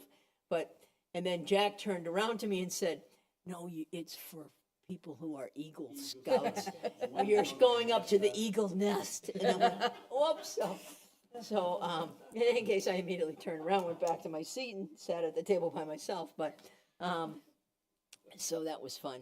And then, I too did attend the groundbreaking at the Y, the ribbon cutting at the Arboretum and the dog park. And I just was thinking this week, really, that these are all projects that have come to fruition under Michael's leadership. And that I, really, it's been sort of a tough year, but I really appreciate that there has been a lot of really good stuff done in the past 10 years or so, and that we are living that now. So that, and the other piece is when you earlier tonight with our garden club members, and it just is always striking to me when I attend different meetings and hear all the volunteers that really do so much for this community. And they're not paid like, well, wait a second, we're not paid either. I was gonna say, paid in love. But in any case, Is that what they call it for us, No, Brandy? maybe not. No, I don't think that's the I correct haven't terminology, been, I Yolanda. haven't been getting as much love these days. so it's striking what volunteers do in our community. It really is. It is amazing. So I didn't mean to. Yeah. So And people just take this stuff for granted. That's the thing. that's So it's just good. it. Well, because you don't. Yeah. I don't know what everybody thinks. I guess I don't know, but in any case, Yeah. So, But we know. You're all And we're- set? we Okay. know, and we're grateful for them. So Yeah. that's so very, very grateful. So I was also at graduation, and I was thankful for the public safety folks that were also at graduation. I don't think we needed them this year, but it was like 95 degrees in that gym for graduation.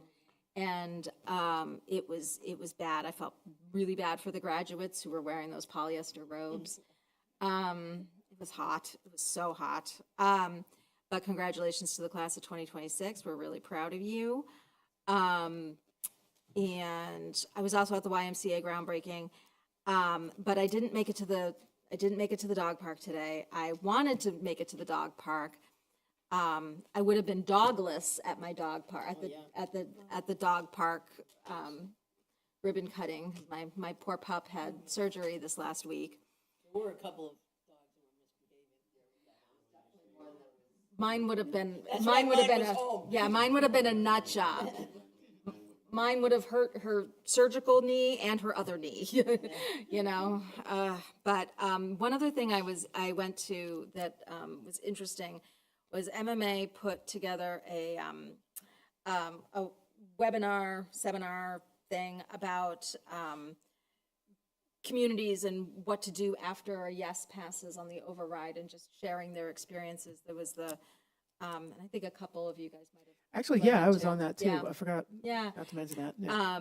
But the mayor of Melrose and one of the assistant town managers of Arlington talked about their experiences. And, you know, Arlington, their philosophy is they plan overrides. They plan them for basically every 3 years, which is kind of crazy to me, but that's what they do. And they've had a lot of success with that.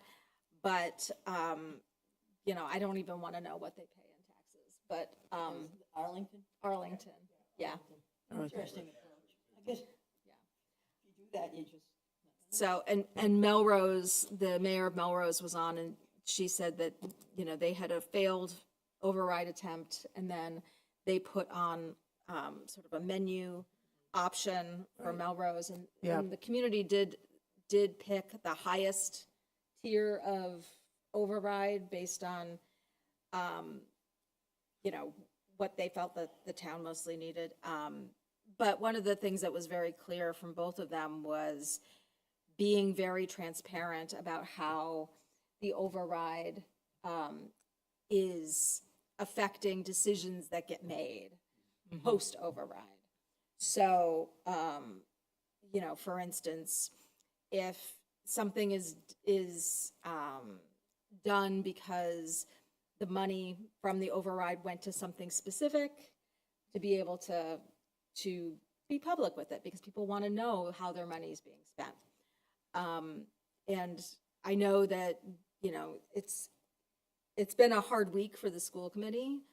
I'm just throwing that out there because I know that there have been some discussions. I mean, we've been discussing the fact that the fields are moving over from the municipal side to the school side for quite a while, along with the enterprise fund that goes with those funds. So it's, you know, we just have to all be very conscious of the sensitivity around the messaging and all this stuff. And, you know, this, because obviously the school department has to have people to actually take care of the fields that they're taking over. And that's what that enterprise fund is going to be used for. So, but it just, this webinar kind of illustrated that, was just, you know, like just being very conscious of how we're messaging things. Timing and messaging is so important. Yes. So, It really is. And they did a great job. I they think did. and they made some really salient points, and I learned a lot. yeah. So. Yeah. So, but basically the message is, once the yes happens, that's not the end of it. So it's not the end of the conversation. Just the beginning of the conversation. And I think, and the good thing about the override was that a lot of people were engaged in the budget conversation. And I think it's all of our responsibility to continue to do that throughout the year, and not just in budget season. 100%. So I think that that's important to make sure people are listening. And as we know, right, we'll start talking about the 28 budget come September and October. Right. So, but I think it's also worth, you know, looking at things that we didn't look a ton at this year, like going through the enterprise funds and how that gets, just educate people on how those work, you know. Right. I think kind of that thing. the education piece, I think, Yeah. is critical, because, you know, one of the things that during our conversations in the override that became obvious to me is that there are a lot of folks who are asking really great questions about how everything worked, and they're like, well, why can't we take the money from here and use it from there? And, you know, so I think being upfront with folks before we even have to start, you know, making decisions around these sort of things would be really helpful. So I'd like to be able to put stuff on the agenda kind of on a That's a on great go idea. forward basis. So to that note, we received an email. We were looking to do our finance/budget review in August, and we've been asked to change that.